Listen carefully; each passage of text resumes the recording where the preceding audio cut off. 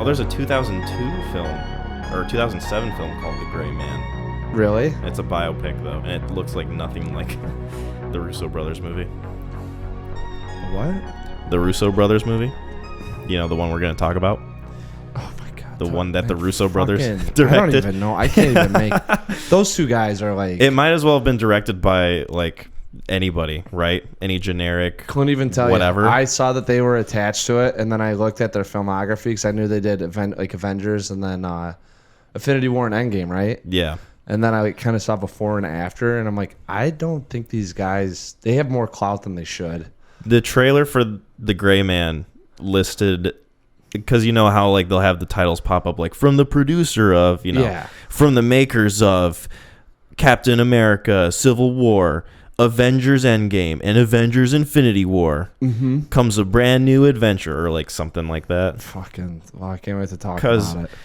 What did the Russo brothers do before this? It was like the movie with Tom Holland where he's a veteran, and then Cherry or something like that. Yeah, Cherry, and then there was also 21 Bridges with Chadwick Boseman. They don't have shit. It's really bad. It's not like you thought. All right, maybe they got a little bit of like some performances and they've had some success, but I think they just happened to walk into a great situation because that guy had the Marvel Universe, scoped out for 10 years. So he knew exactly what he wanted those two films to be like and probably said, hey, like it's going to be your guys' vision, but it's got to fall along these lines. And they are probably good when they're given a line and say, you can walk down this, and then it's kind of like, Candyland, where you're going up and down and so like, but as long as there's a line there, because if you don't have that line in Candyland, it feels like they're very much directors that you would just use as not, I don't want to say run of the mill because I feel like that's mean, but like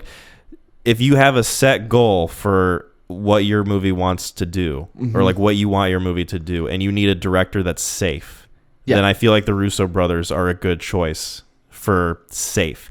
I wouldn't, you wouldn't get Quentin Tarantino to direct a Marvel movie because he would make it bloody and gory, and you wouldn't be able to take your kids to see it. I think Safe's actually a real. At first, after thinking about The Gray Man, I was like, I don't know if Safe's, but now, Safe. It was 100% safe. Yeah, we can. We'll get into it, but we will get into it. Let me intro. All right, do it. I'll include that conversation though. Beep boop pop. Hello, everyone, and welcome to the 26th episode of the Neon Crew podcast. I don't remember exactly. I think you're right. I think that's it. We're at the point now where I'm starting to lose track of like what episode we're recording. It's all right. It's a good sign when you get to that point that you're doing everything in fives. Yeah. And then like tens, or fives and tens and 50s. Like once we get to episode 50, I'm really going to lose the plot. So it's all right. And then at that point, it'll be kind of like, hey, let's hit 100 and then let's hit 200. That's where. Yeah. Right now, it's still baby steps. It's still baby steps, which is weird to think about because we're almost coming up on a year of doing this. I don't know if you knew that. I had an idea. I guess I don't remember the first. It had to have been around October one. We are pretty, it was in September. Yeah, because I remember I was coming back from football one day and I was like, hey, we're going to record. Well, actually, it was the second one with Gideon because I was late. Yeah. And Yeah. But I had football and stuff going on like when we first started doing this, and I was trying to figure out how to do work, football, and the pod. We were trying to like navigate because it took us a while to kind of get it off the ground because we had the idea to do it like back in like what, February or something. Yep. So, like March, February of that year, and then I had my Yosemite trip, and then you had all your football stuff and different sort of schedules we were trying to figure out, and like the format and like all this stuff, a lot to like just put together. Still kind of getting all of it down. Yeah. We're still learning along the way. But, true. Thank you for sticking with us. I'm Kyle, by the way. I don't think I introduced my name. Just your melodic voice, and I'm the Milkman. Hey, love having the Milkman on. I think I'm just gonna use that now. Like that's.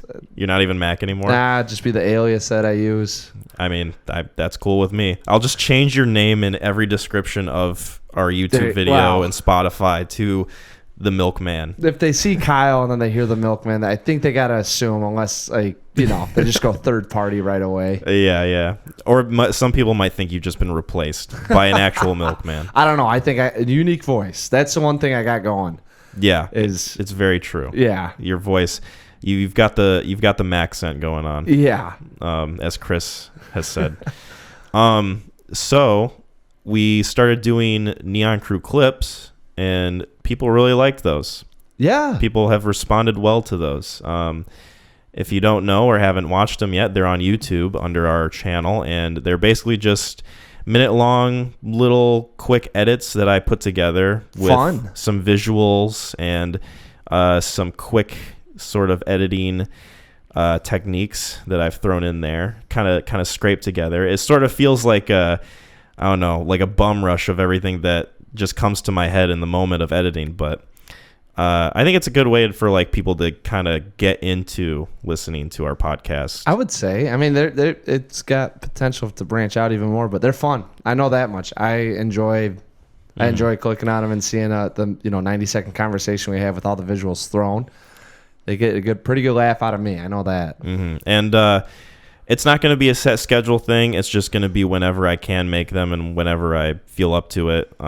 It's just going to be whenever you see it pop up on the channel, but I'm hoping to make it a consistent thing. So hopefully there's not like a month-long drought of of non-clip content, but right. You never know what the tides will have for us.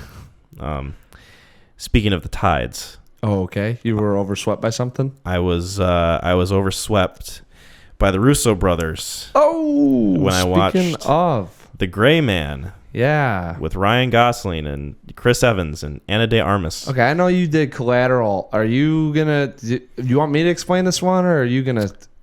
You can if you want to. Otherwise, I don't want to. But I know you probably want to do Collateral. So, all right, take away The Gray Man. All right, so The Gray Man is a recent Netflix film, right? Netflix produced it and directed it. I mean, they put it on their whole thing. Yep. Written and directed by the Russos? It was directed by the Russo brothers, screenplay by Joe Russo, Christopher Marcus, and Stephen McFeely. There you go. Remember our conversation about Gray with the A or the E? Yeah. Gideon brought that up. I'm pretty sure I'm an E guy. Really? Oh, yeah. I've always been an A guy. Really? Mm-hmm. Is that...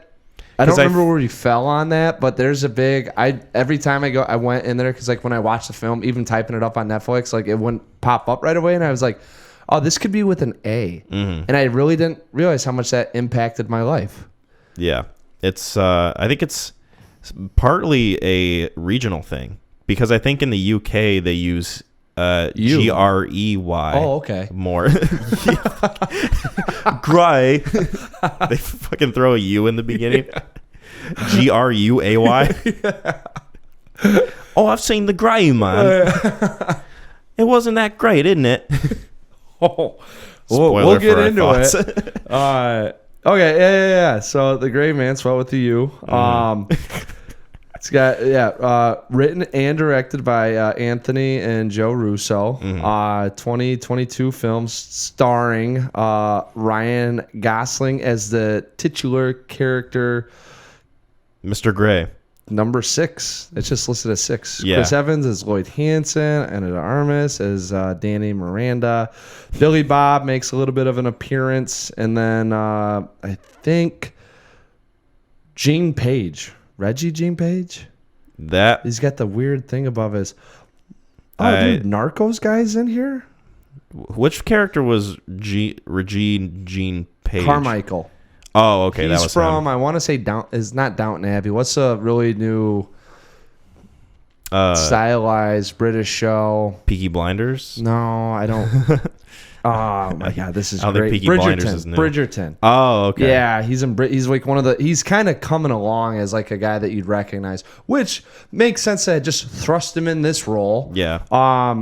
The movie. This is one thing that I never really looked up, so I didn't know how. Oh my God, it was well. So the budget was $200 million and a worldwide gross of $454,000, but it was not released in theaters, so I don't know how they do the money on that. I think it was in some theaters, which is why it has like a box office, right? Because usually Netflix releases, they don't have a box office. They get the revenue from monthly subscribers and people who watch it and all that. Makes you wonder how much they're fucking making, right? So anyways, this is about number 6 or 6 as his name is, and the beginning of the movie opens up. He's in jail or prison, and Billy Bob comes in, and they kind of have a discussion. And Billy Bob says, "I want to recruit you to one of our the Gray Man program. Where we have guys that are going to operate in the gray. You're essentially going to be given instructions on what to do. You're going to follow these instructions, and then you'll make decisions based on how you feel would be. But we'll prepare you for those decisions in the field that you have to make." And movie starts out with that conversation, and all of a sudden, smash cut into we're on one of the scenes, right? And 6 years later, I think. Yeah, shocking. 6 just popping up everywhere. Gosling's in oh my God, Bulgaria or something like that. Singapore. He's in Singapore. I remember because I had that thought about Only God Forgives. I was like, oh, second movie with Gosling in Singapore. Hopefully it's not as bad as that one. So he's in Singapore, and some things pop up. He learns about some things. There's another agent that was part of the Gray Man program that's all of a sudden just not a part of the program anymore, doing some shady stuff, and it makes Gosling question his life. And from there, we just dive into where we're going. But it's not even really a dive as much as it is hopping into a kiddie pool. So that's it. So, Kyle, you got to recommend this. And I can only imagine this is how you're getting back at me for Speed 2. What'd you think of this surface level? Surface level, this movie is dumb as fuck. Okay. Here's the thing, right? Oh, God. It's fucking bananas. And I think that this movie I would have liked a lot more if it was R-rated. If this was an R-rated movie that just didn't hold back, embraced all the violence that it has marketed itself as, I think I would have liked this and honestly respected it a little bit more, because to me it feels like at times, and I'm not saying throughout the whole thing, but at times I feel like it's trying to be like a PG-13 John Wick, especially that beginning opening when he's in Singapore and he's fighting all the guys with the guns, and he's doing like all this kind of sort of stealth amongst the chaos sort of thing where he's taking down guys while all this celebration and fireworks is going on. And there's like all these different like kind of judo moves, and there's like these swooping like gun action scenes, and it reminded me a lot of the club scene in John Wick 2, where it's not really a club, it's like he goes to the castle. Oh, yeah. In the shadows. He's operating in the shadows, but there's a party going on. It reminded me of that scene, except it's much better done in John Wick because you get to see all the meaty parts of the action. Whereas this movie, someone gets shot in the chest, there's no blood, it doesn't feel like there's any consequence, and it is edited so quickly. Like it just gets through it at like such a much more rapid, kind of breakneck pace compared to John Wick. And I'm not saying that in a good way. I'm saying that in a way that's not exactly preferable to watch. Like, I don't know. I feel like this movie would have benefited from having an R rating. If it was, I probably would have bumped this up more on my score. But we'll find out at the end. Yeah, but we'll find out. I don't know because it wasn't. And I have a hard time kind of wrapping my head around that. You're saying John Wick. I felt like it was more, and they even do like a tongue in cheek to James Bond. Yeah, I thought this was more of a stylized version of James Bond, where it's a little bit like you said. I mean, it's a little safer. It's not as creative with the choreography. Yeah, and it's not as creative with the kills, and it leans more on where you're at. Eye candy, just a shit ton of eye candy. I mean, like Ana de Armas. Who doesn't really do much in this movie. Wasted. Like, I don't even know. Give her fuck all to do. Oh my god. She's just a body, a figure in the movie that just pops off. Is there to help Ryan Gosling. And she's just as good, but not part of the Gray Man program, I think. Yeah, like she's given like no personality really, and it's just she's just there to help the main character. That's all her function is. Is to just help. Like I like the scenes that she's in because she gets to do action scenes and she gets to shoot guns and fight people. But I mean, what does it all mean if I don't connect with her character? Because she isn't a character. Did you connect with any of them? I wouldn't say I connected with them, but I liked what they were going for with Chris Evans. I thought that Chris Evans' character was the most interesting one in the film, and kind of felt like an homage to sort of those older 80s action movie villains where they're kind of quirky and they have their own like kind of weird style going on, and they're psychotic, sociopathic, and they're just unhinged, and they don't give a shit about whether or not people live or die, and they fully embrace it. And I feel like that's what they were going for, and I appreciate what they were going for. I Whether or not it actually like panned out, I don't know. I feel like it was kind of hit or miss in some points. I think he was safe. I think all of them were safe. I don't think any one of them did anything to get over the line. Chris Evans, I read, Saddam Mystic. Oh my God, why can I not say this? I can say it in my head. Well, I think sodomy. Sodomy. Well, what is one where I'm trying to think of the word. I know what you're talking about. Yeah, it's where you get pleasure out of hurting people. A sadist? Could be. I mean, that could have been satanistic. I think just sadist. Yeah, I think however it goes. He's just a sadist. Yeah, he gets pleasure out of other people's pain. Yeah, and I was like, oh, I can kind of see that, but if I can only kind of see it, did they really nail it in the film then?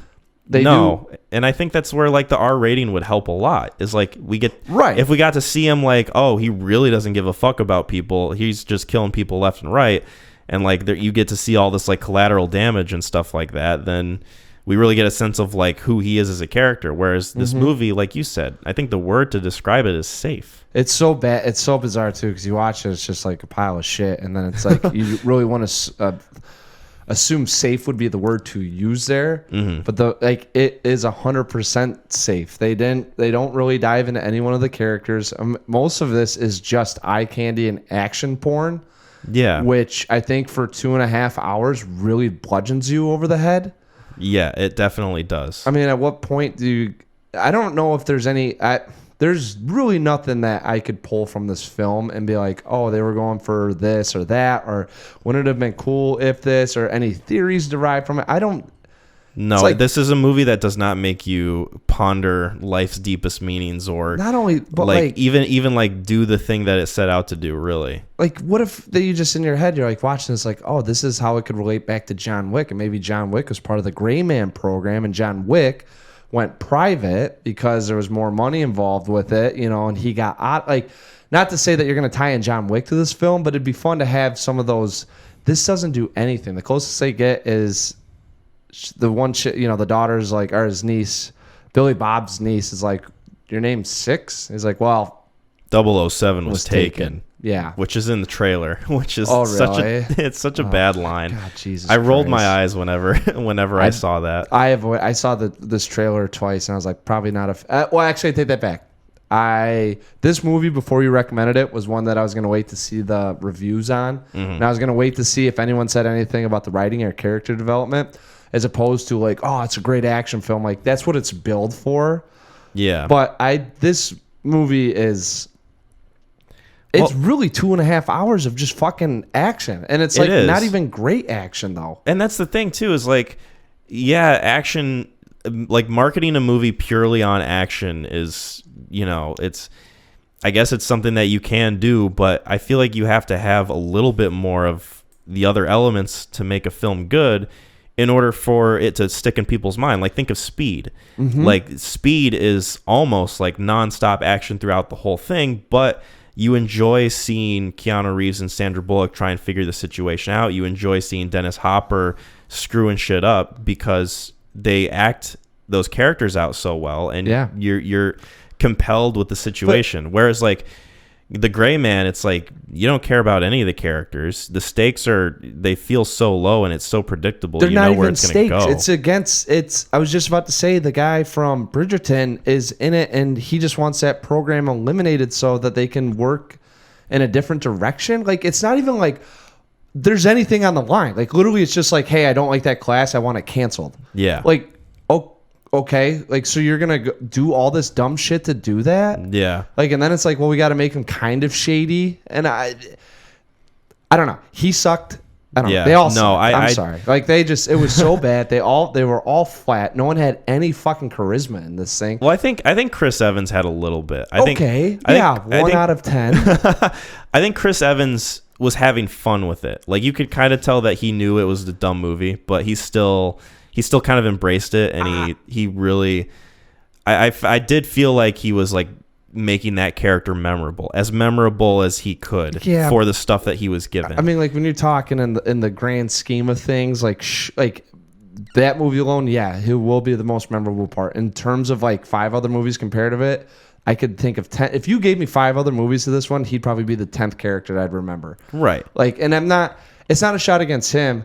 The only problem I had with him is like they had him going in 2 different directions. Like there was one where he's like this crazy sociopath, or whatever you want to view him as, that just gets he's working for money, and he'll do whatever it takes essentially, and he doesn't empathize with anyone at all. And then you get the other side of him where you have some of his like clever or funny remarks. Like the only time I laughed, I think he had 2 or 3 lines that he did, really throwaway lines too. Yeah. Like there's one where Billy Bob's, like laying there and it's not looking good, and he's got like a grenade or something like that, and he comes up and he says something, and Billy Bob goes, "Yeah, well, put a pin in it," and then he shows like him these pins, and he goes, "Oh, douche," and then he jumps. It's like, he had a couple of those like lines that were kind of, but then the other one is like, "Hey, you're just gonna be the really vanilla villain."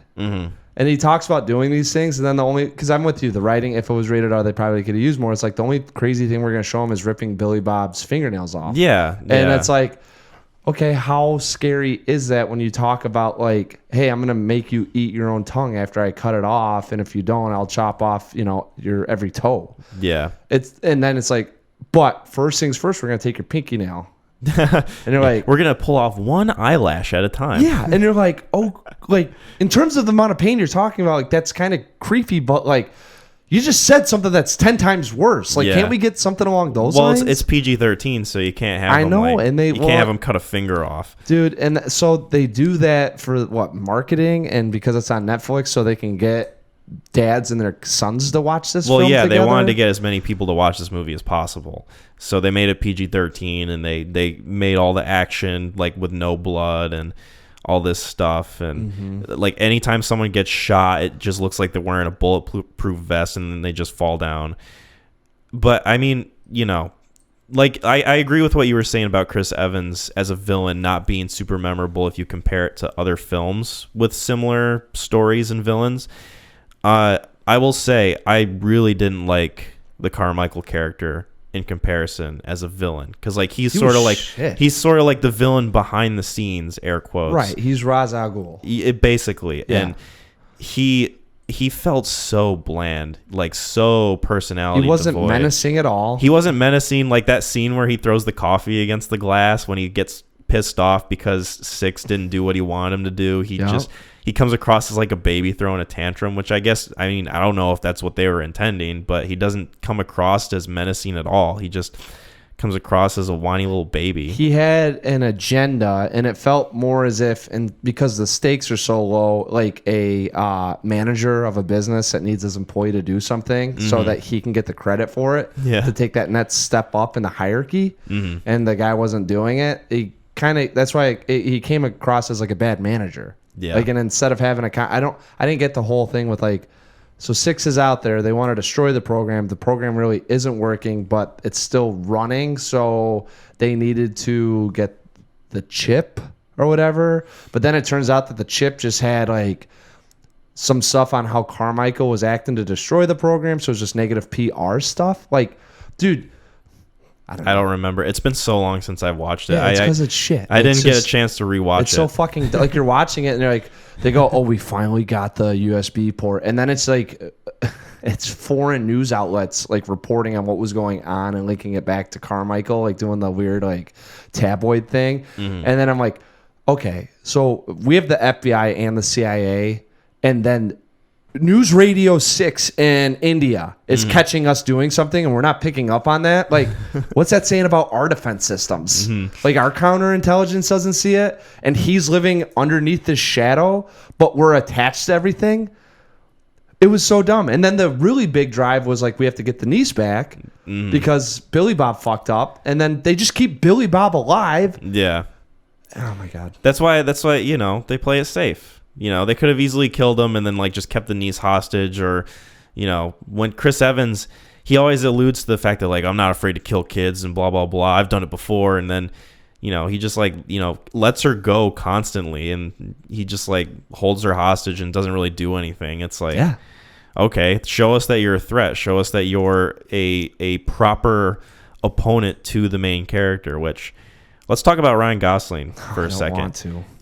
I feel like he was so bored making this movie. Like, he doesn't seem interested to be in there at all. He's a fucking actor. Like, I think like him and Chris Evans both didn't want to be in there. That's how they, like, there was no... I feel like Chris Evans made more of it, though, than Ryan because Gosling. It's easier for him, because it's like, you're going to be the balls to the wall bad guy that will, rip off someone's leg. Like, it's not... It's easier, I think, in life to be the heel, because all you have to really do is provide the energy. Yeah. Because whether or not you're being serious or not about what you're saying, you can still say it and piss people off.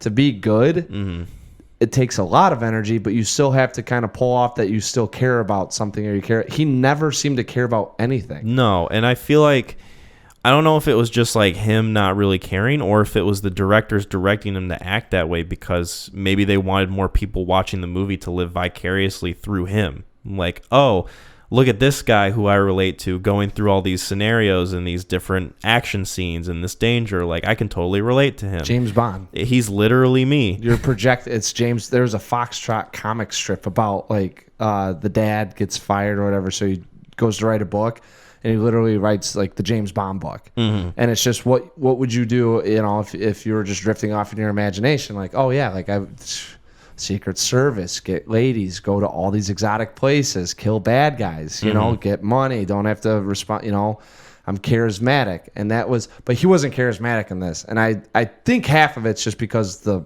Gray Man, like, it's more of a low profile. You're not going to show emotion, because if you do, you're kind of exhibiting weakness. Right. But it's difficult then as what's his motivation? It's just to get the niece. His motivation is to get the niece and to expose the CIA for all their trickery, all their tomfuckery. And he never screams once into like, I've got to do this. You don't understand. Like, this is... No, he really doesn't get a moment to act in the movie. It's just him being stoic the entire time, which I mean, like, cool. Ryan Gosling is an actor that is known for being stoic, but he holds those emotions underneath the surface, and when they come out, it makes an impact. He's the same kind of character in Drive. It's the same kind of character in Blade Runner. A few of my favorite movies. In this movie, it's like he feels definitely just like, oh, Joe Blow white guy, just going through saving the day, as generic as you could possibly get, and with this type of character. I got to a point where I'm watching, and I was like, he gets thrust in all these situations, and I'm like, every one of these ones feels like he has the answer and he doesn't even have to think. Like, it's just, oh, I'm trapped in this well. I got to get out. It's 20 feet up. How do I get out? And then he just looks around, and like within 2 seconds, he's like, oh, I'll just do this. Got it. There's a fucking train or trolley that goes off the rails, and he's running on top of it and jumps off and escapes near death scenarios. Yeah, and there's no like, oh it feels shit, like a superhero movie like, at dude, points. If I like, that was the only time I was like, because he's running on top of this thing, it like leans over, so he's like gradually going to the side of it or something like that, jumps off, lands on top of the car, and then the car like avoids it as the train. Like, he avoided getting clipped by a building too. Jumps onto the car like shoots underneath this thing as it go. It's like one of those things.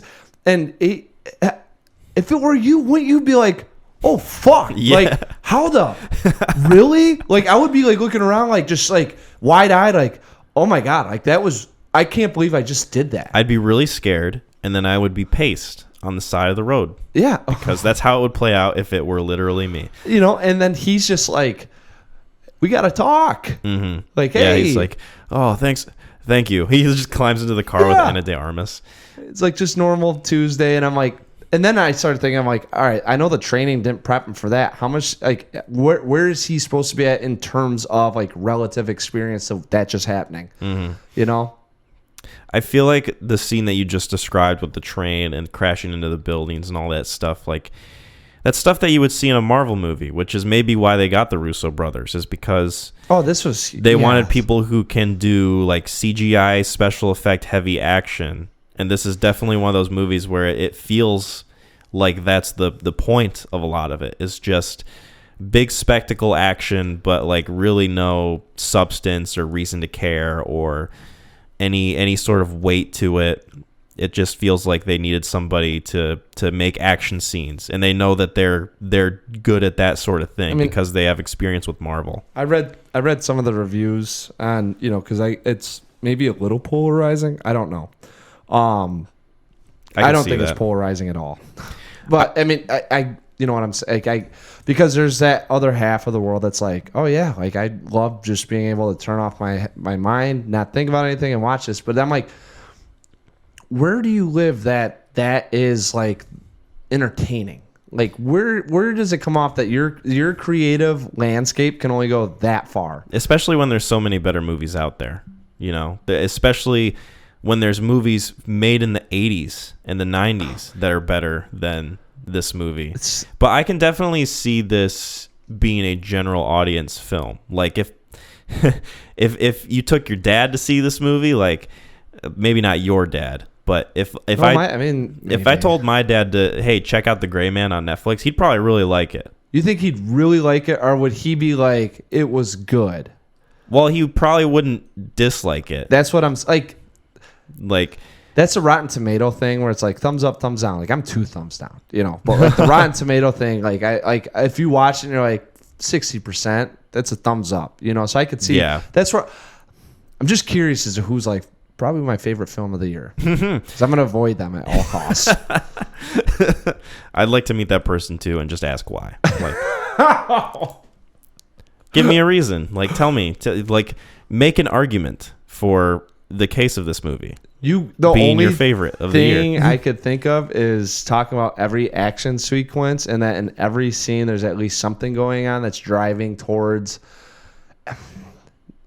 Maybe I can't even think about that. I was about to say, because like you think about it, it's like, what's it driving towards? Is it him exposing, or is it him saving, or is it we're just gonna go off the subplot? But then it's like, well, how? Anyway, so let's maybe try to come up with some positives about this film. Because I don't think I disliked it as much as you seem to have. Because I didn't watch. I had a football meeting, and so like the last little bit, I was gonna pause it, and I was like, actually, I'll just watch it because I will pick up on everything happening as I talk on the phone. Yeah, and I certainly did. So like the only thing I think I missed was maybe Chris Evans getting killed, and that one was a weird one where it seemed like he Freddy Kruegered it. It was weird. I don't even really remember that scene too much. Oh, wow. Shocker. Yeah, I know, right? Trying to talk about positives. About how forgettable this movie is. Dude, this will be something in 3 years. Someone's like, have you ever seen The Gray Man? I'll be like, no, who's in it? They'll go Ryan Gosling, Chris Evans. I'll be like, interesting. Like, I'm kind of... I'll check this out. What are they doing? It's like a CIA program. Like, oh, that's an action. And then I like pull it up and I'll be like, I've seen this piece of shit. Positives. I think... In terms of being unique, the drone shots, I'm kind of curious as to where that will come into play with more filmmaking. Mm-hmm. There's a lot of drone shots in this movie. I liked it the first time, and then I got nauseated by the third one. So I thought it was kind of cool, but I think the drone shots more so in terms of like a movie we'll talk about, Collateral, where you kind of have those helicopter shots, and you just having that the drones might be able to play that up, or if you need to really get some sort of speed sequence going, I think that might be. I thought it was kind of cool to have that in there, first time ever seeing that. Yeah, I feel like it's the first time we've seen it implemented in a movie that is done like with a purpose at first, but then like you said, they definitely hammer it way too much. It's just creative. It's just like, hey, look, we can do this. I remember they had the same sort of shot during the castle assault scene. That was the one that I'm thinking about that they had in like the earlier Singapore scene. That's where I got that. It was the third time they had done that, and I was like, this is just fucking way too much. Where they're like kind of flying along, and then all of a sudden it like swoops to the side, and like the angle of it sort of shifts a little bit for a second. nauseating. It kind of feels like you're on a roller coaster ride for a bit. No reason. That's why I'm like positive, yeah. But then it's like, oh yeah, there was no reason to have that in there. Yeah. It was like I think I don't remember, maybe last episode we were talking about it. White Taika Waititi. Yeah, and the Laughing Goats. Oh where yeah. like it's beaten to a pulp, and it was like for no reason at a certain point is it needed. Yeah, and like oversaturation of it. Exactly. That drone shot, the very first one. Actually, I think it was the second one that was like a little bit more stale with it, where they covered a little bit more land and weren't swooping. Because even in Singapore, it was like, and I'm like, dude, what is? I was cool with it until like the last act of the movie where they're attacking the castle. So I guess I can try to dive into more dude, positives. take it over. I want to hear what you got. So what did you? I enjoyed the fact that Chris Evans seemed like he was trying. I liked that. The movie was in focus. I liked some of the visual stuff and like some of the cinematography stuff that was going on. Kind of goes back to what you were saying about the drone shots. I did too. See, I'll give you credit, but at the same token, it's like someone handed them a list of 15 different shots and like, can you please get all these in here? And they're like, sure. And then it's like way too stylized. And I think if the characters were more interesting and we cared about them more, I think the action would have at least been adequate, because I feel like the action scenes like by themselves are like, I don't want to use the word impressive, but they're serviceable, I guess. They're quite engaging if you're of the mindset that you care about the characters and you're following their journey. But like I said before, it's tied so much to the fact that you care about certain characters when you watch action movies that those scenes have more weight. So more gravitas. Yeah. So like I thought the action scenes were well done for being a PG-13 movie. Being shit. For being held back, I should say.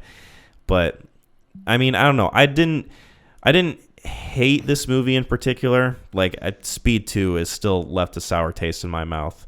But this movie I feel like is just sort of middle, like run-of-the-mill sort of type of average movie that's going to be forgettable. Like I've already forgotten so much about it. Oh my God. And I feel like that's one of the worst things it can be. You know, at least with Speed 2, it's so offensively bad that it's like it's left a stain on my brain. It'll linger with me. It's funny because when I was watching, I was like, oh God, like the only reason why I love Speed 2 is because I saw it when I was like 8 and 9, you know, and it's just like, I bet you there's some 8 and 9-year-olds that watch this one, and then when they're 30 are gonna be like, hey. Like maybe I don't remember this as fondly. Yeah, like it's still fun to me because, you know, at the time, but then it, you know, that's how I felt. I was like watching this, I was like, this is how Kyle must have felt when I said watch Speed 2. Like you had no idea what you're going into, and then there's that, and you're like, I'm like, I see your perspective behind it, you know, because I have so much nostalgia for it but no, this one, nothing. There wasn't the most memorable thing. I think that would happen would be maybe oh my God, the well, him getting out of the well. That was kind of curious about that, and I was like, well, here's another. This is like a really James Bond thing. I just thought. I mean, there's at one point one of the assassins that needs the money has a moment of clarity with his philosophy in life and goes, I don't agree with this. This was supposed to be for this, and now it's not even that. So here's the chip back, and just hands it and walks away. And I go, boy, that's lazy writing. Yeah. How do I get out of that situation? Evans, at some point, maybe it turns into just a vendetta or his, like, you know, thirst for being number one to take out Gosling. But I mean, it eventually felt like he didn't serve a purpose. Carmichael gets eliminated once they. Yeah. Dude, this thing, it was so messy. All of the subplots, I think, or whatever certain goals that characters were trying to get to never hit that peak. No. I don't, even him getting the niece back, I don't ever think was like, wow, I thought that she might get killed. I want to talk about the ending. You remember it? I want to talk about the ending because I remember how much it pissed me off. Oh, really? That's the only thing that made you mad? Well, before I was like, all right, this is an average movie. But then they had that ending. that I am really sick of Yes. with new movies now, because I feel like it's a trend where they have to set up a franchise. Yep. And they have to linger on the things that they left unresolved, and they're like, "Oh, we have to set this up for the next movie, so maybe you'll get to see this situation resolved." Like, they kept Carmichael alive, they kept that one chick alive that was like his number 2, but at first was reluctant, but then like started becoming like really cold blooded, like towards the end. Like, they kept those 2 alive, and then Ryan Gosling goes and rescues the niece again from them, and they're like, "Oh, maybe you'll get to see what happens with them in the next movie." It's like, fuck off. Dude. I don't want... Just make it a contained story, and then if people like it, and if it gets good enough praise, then yeah, make a sequel and make a new storyline with the same characters. Do some good writing? Yeah. You want to see some good writing in this? Yeah. It's like the first John Wick is good because it's a self-contained story. Like, it feels good as a standalone film. It just has the other films to complement it because the first one is so well done and it did so well. And it can act as an origin story for what's happening next. You can branch off of different lines of events that are happening in his life and make it believable because of where he's been at. It's not like it was one mafia guy that he took out and he didn't piss anyone else off. Like, he lives in that. They did a great job setting up the world. There's no world setting in this. This is the fucking CIA that created some weird program that's getting absolved. No, it's so generic. And like, I hate the fact that movies feel obligated to set up a franchise because of Marvel or because of other films like Mission Impossible or James Bond, maybe. Like, I don't know. It just feels like an obligation. And I think hate this it. is more of like a Netflix, like, hey, leave this open-ended because they, as a producer, can go in there and have They did rights. the same shit with Red Notice. Have you seen that movie? What, Kyle? Fucking garbage. Don't watch it. Really? Shocker. Hey, everyone. Public announcement. They did the same shit with Red Notice, a Netflix original, by the way, where they left it open-ended and they were like, "All these characters, like, they're going to be in a new situation and you get to see them in the sequel." It's like, just make a good standalone movie, and if it earns a sequel, then make a sequel. But I'm done with next Netflix films. Just saying it right now. Done with them. I'm not. I think the only good one I've seen is the one with Tom Holland and there's some good stuff. Patterson. Well, there's I'm Thinking of Ending Things. There's Marriage Story. There's a few others that I'm probably failing to think of now. Probably but not. There's, Probably not. they've got some decent stuff. They've got a lot of schlock. Don't get me wrong. Well, Marriage Story came out to theaters, though, right? Yeah, and that was a Noah Baumbach thing. So yeah, and then I'm Thinking of Ending Things was Kaufman. Yep. And I don't know if that went to theaters or not. No, it but didn't. He got his hands on it, and they probably gave him full creative control. I'm telling you, the ones where they're like, "Listen, we know how to get an audience. You're gonna do like."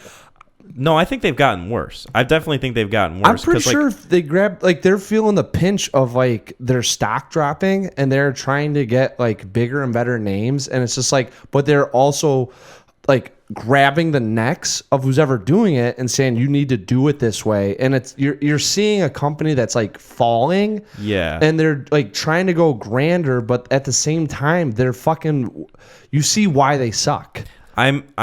I wouldn't be surprised if them making movies like Red Notice and The Gray Man are them just trying to get as many people back onto Netflix as possible, because those movies feel so pandering to just the general audience of people who, "Oh, I like The Rock. I'll watch this movie with The Rock. Oh, I like Ryan Gosling and Chris Evans. I'll watch this. What? It was directed by the Marvel guys? Sure. I liked Infinity War. I liked Endgame. Literally, I love all the Marvel movies." That's what... When I saw that, I saw Chris Evans with his mustache, and he was supposed to be kind of like a crazy guy. I was like, oh, like, I'm kind of interested in this. I want to see reviews, though, because I've been burned. And then the first 3 things I saw was, like, Chris Evans, like, not even tries his ass off. He just mails it in, and he's not even, like, that creepy. I'm like, not going to be good. And then, I mean, it's no knock on him. I think... Honestly, out of anyone in this film, he's the one that tried the hardest. Now, like, his direction and what he was doing, he might have been like, this is lazy writing, so I'll give you as much as the writing's given me. And that's where it's at, because Gosling doesn't even feel like he fucking tried. Like, he literally just, like, looks like he just showed up, said, I'll do the shoot in 30 days, and I'm out. I feel like... So Ryan Gosling didn't look like he tried. Ana de Armas looks like she could have tried maybe if they gave her something to do. They didn't give her anything. They didn't give her anything to do in this movie. We were talking about this before we introed, but she feels like a non-character. Yeah, she didn't do anything. She was literally just like hey, you're gonna be the taxi cab in fucking Collateral. She might as well have been a plot device. It was real. Well, that's what she had to save him. Like that's where she was at, and then she saves him. And dude, oh my god. Okay, so let's think about this fucking real quick. Okay, I'm sorry, but like, okay, so she gets Carmichaeled, right? Mm-hmm. She's doing the whole thing. He's got the bounty on his head. She had seen that he collected the chip and kind of knows that something's up. So she goes to save him, and then it's like, I'm going to turn you in, you know? And then he's like, I got something for you. You don't need to do it. And that's when she, like, turns around, and she's like, oh, you're right. And I'm like... It was such a quick turnaround, right? Where the fuck are we at? Is just she programmed? Like, hey, you're going to hit B, B, B, B, B, and then all of a sudden he hits A, and it's like, you've gotten to the next mission. We're going to open up the story. I was waiting the entire movie for her to betray him. Yeah, that would have been like at the castle scene, and she gets a chip, and then she kind of does like, I'm going to let you live, but I've got this now. I'm actually kind of surprised that they didn't go that route, because I feel like that's a really... You're not surprised. You're not surprised. Don't... No, because I feel like... give this movie any sort of like, there's no... Well, I feel like I'm saying that as a negative, like I'm surprised they... Like, I'm surprised they didn't go that route, because if they did, I wouldn't have liked it, because I feel like that's a cheap way to make characters have depth, air quote, because they try to do that same shit in Uncharted, where characters betray each other left and right, like constantly throughout that fucking movie. And I was so annoyed with it. I'm actually surprised that this movie didn't go that route. I'm not. I would have been more. Well, this is what would have had to have happened. She would have had to pick them up, and then was using Gosling to get to the chip, so she could actually use that as like leverage over the program. So when she gets him, instead and then, of like, having shoots him and leaves, and like, I've got the chip now. Well, they do the thing where they split off. Obviously, Gosling's more concerned about the knees. She's more concerned about the chip. So you do have two motivational factors for two of the characters, in which neither of them kind of coincide. Because Gosling could get the chip, he just wants to expose them, but I think he cares more about saving the knees. Yeah. Where she could care less about the knees, maybe because Gosling wants to, and she has to use him to get to the chip. That she cares about the niece's like survival, because without the niece, and she's not getting to where she needs to go. Mm-hmm. So you get the chip. They both win, but then you set up this like, I was using you to get here, right? But that requires her to actually think about a strategy instead of Gosling going like, oh, they got something you'll need, and she goes, yeah, like what? It requires her to have a character that thinks and makes her own decisions. If she would have picked him up and been like, hey, I got a safe house lined up, I want to get you ready, but there was like something on the side where you had seen like her talking to like, you know, Russia or something like that, you know, and had known that maybe she had other motivational factors as the saving Gosling, than him just going whatever he says. And so dumb. It was so dumb. This is fucking mindless action, but even the action with the CGI shit is not... I thought the choreography would have been a lot better. They had a really cool fight scene in the house when an intruder comes in that Gosling's a part of. That wasn't even all that great. I think the best choreography was probably... at the beginning in the club, or whatever Singapore. They're at. Mm-hmm. And it's like, that's not even that great. And then because Chris Evans probably have scheduling conflicts, him and Gosling don't even really fight. They have a couple shootouts, but the closest, like... No, it feels like... And I was going to bring this up earlier, too. Like, I don't know if you are as annoyed about this as I am, but I feel like maybe it's become a trope now. It's become sort of like a cliche where...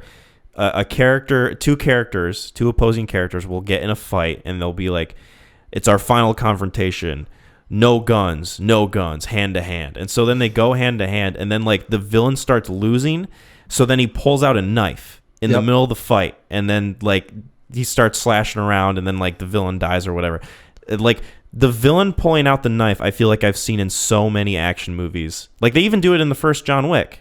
Like spoilers for John Wick, but the last fight scene that he has with the villain, they're doing hand to hand, and the villain pulls out a knife. Like, well, it's it's like overmatched, and that's why they're bad, right? Like, yeah, isn't that kind of? But I'm with you. It is tropey. It's super tropey. Like, why don't we use something else that's a little bit more creative? Yeah, exactly. Like untie your shoes and like get a string and then like choke them out or something like that. Like, or yeah, because they can't. I mean, if you're overmatched, they can't accept it. So and then it's like. Oh, I gotta pull out the knife. Like, Yeah. I don't know. It's become so noticeable to me that it's a trope. No, now. 100%. I was thinking about like Godzilla, like him versus Kong. I think they get into a couple fights, and there's a little bit of even the monsters are using some shit they shouldn't use because they're outmatched. And it's like, all right, we all know you're bad. Like we know that you're gonna make questionable decisions, and even in a fair fight, it's not fair. But like, I don't know. I'm with you on it. Creative decisions. I'm gonna say actually, I'm gonna say this. I don't even like when they go against each other. I'm so past that. Like, I would much rather see a villain either get away or being destroyed by his own devices than the superhero to come in and kind of like in. I mean, well, I'm not gonna say it, but there's a Marvel movie that's like that. Yeah. Burned by his own device, and you see it's obviously he was, better. But they outwitted him. I mean, it's kind of like what you have to do. So, yeah, I gotcha. This movie was just really bad. What? Just really bad. We can get into ratings unless you have more to say about this. No, it would just be blasting it, and I don't remember much, and I'll probably forget. So the three things that will sit with me probably forever, maybe, will be him escaping the well. It was kind of when I realized, you can write scenarios, and this movie felt like kind of like a storybook movie where it was like, we're gonna keep coming up with these situations and we'll piece them all together for the plot. And it's like you could probably show the scene when he's tied up to the bench as its own 15-minute movie. You know what I'm saying? Like a short film almost. Yes. Like that would be easy enough to where, because he has to live, so there's an easy plot right there. I liked that in concept. I like that idea. There's a lot of ideas in this that were kind of like, this could be fun, really interesting. Yeah, and then they just shit all over them, like just really because they're safe, like you said. They don't. It's so much into the underbelly of what this world we don't know about is that they could have dove into some really scary things with Big Brother and what the CIA is capable of doing, or what project into the fears of what we don't know about the CIA and say this is what is going on, but they just surface level it and just generic action movie. Keep it very vanilla, right on top. We don't want to get too nervous. People make too upset, and so that I'm just starting to think about this. Anyways, him getting out of the well, relative experience with him jumping off the subway. I had never thought about that, but then I was like, like these guys, like the further they get along with these crazier stunts, can just pull it off because we already have to believe it. And then Chris Evans telling Billy Bob he was a douche. That's the only thing. That tickled your fancy. I think that's the only reason why I gave it a star higher than where it should be. So what did you rate it? I gave this a 4 out of 10. It escaped Gemini Man, just because I think I probably remember a couple more things in this movie than that movie. Right. I don't think there's anything I can tell you about Gemini Man right now besides maybe the EpiPen. And even then, I don't remember the context. He was allergic to bees. Yes. I don't know if you know, but I'm allergic to bees. Yeah. I'll say it 3 times throughout the movie so you know. God, they did the same shit. They didn't beat you over the head with anything. They just didn't have anything tied in together to make it cohesive. No. So yeah, 4 out of 10. So this barely escapes it being my vaunted 3 out of 10, but just empty calories. I gotcha. Really what it is like I went to Golden Corral and probably ate way too much. And I'm like leaving, like I've got to shed 3 pounds. And like I have to do all this extra work now to get rid of what I just did, and it wasn't even that enjoyable. Yeah. So it wasn't worth the workout. I like I said earlier, I think I enjoyed this movie a little bit more than you. That's not to say I enjoyed it that much, because I didn't get much out of it. I thought that it was super generic, very safe, very held back by its PG-13 rating. Yep. Like I said before, if it was rated R, I think I would have respected it more as a movie and how it committed to the action scenes and the violence. I think that Chris Evans, for what it's worth, I think he's the most interesting character in the movie. I think that his performance at least shows that he gave a little bit of a shit. And yes. I think that the action is serviceable, albeit forgettable. So I'd say this is pretty run-of-the-mill, right down the middle, 5 out of 10 for me. 5 out of 10? Yep.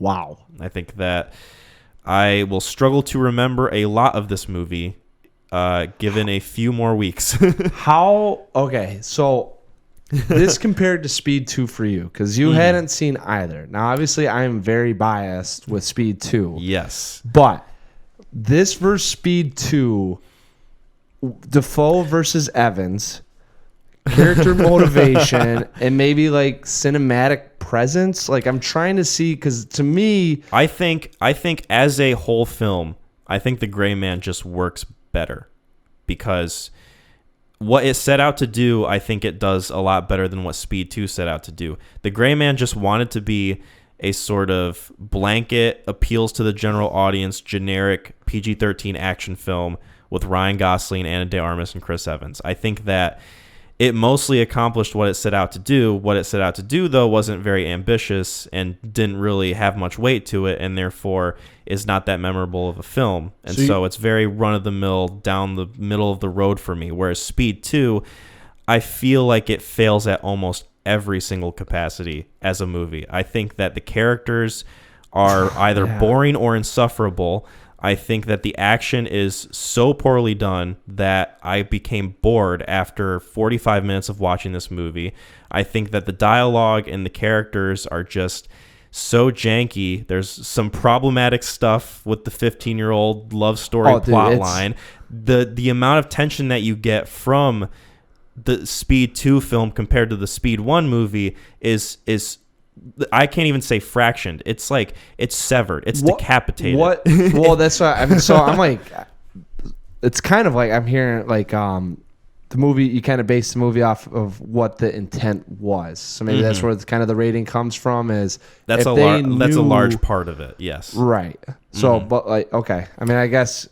And like because then Gemini Man, I feel like Gemini. What'd you rate Gemini Man? 3 out of? I gave that a 1 out of 10. 1 out of 10. But that's just because of the CGI and even being ambitious. It was lazy as a film. Well, overall. The CGI I thought was pretty poor. I didn't get much out of the movie, and it also like my rating goes into like how much I get out of a film. So like Gray Man, I got some serviceable action, and I got Chris Evans being kind of goofy. Okay, like that gives it some points, and also like the intent. Okay, it's just trying to be whatever generic action movie. It does what it sets out to do for a good portion of it. Speed 2, it fails at setting out what it wants to do, which is like it wants to be another version of the first movie that we like, but you don't get Keanu Reeves. You don't get the high octane action that you get from the first Speed. You're knocking this because Keanu isn't in it?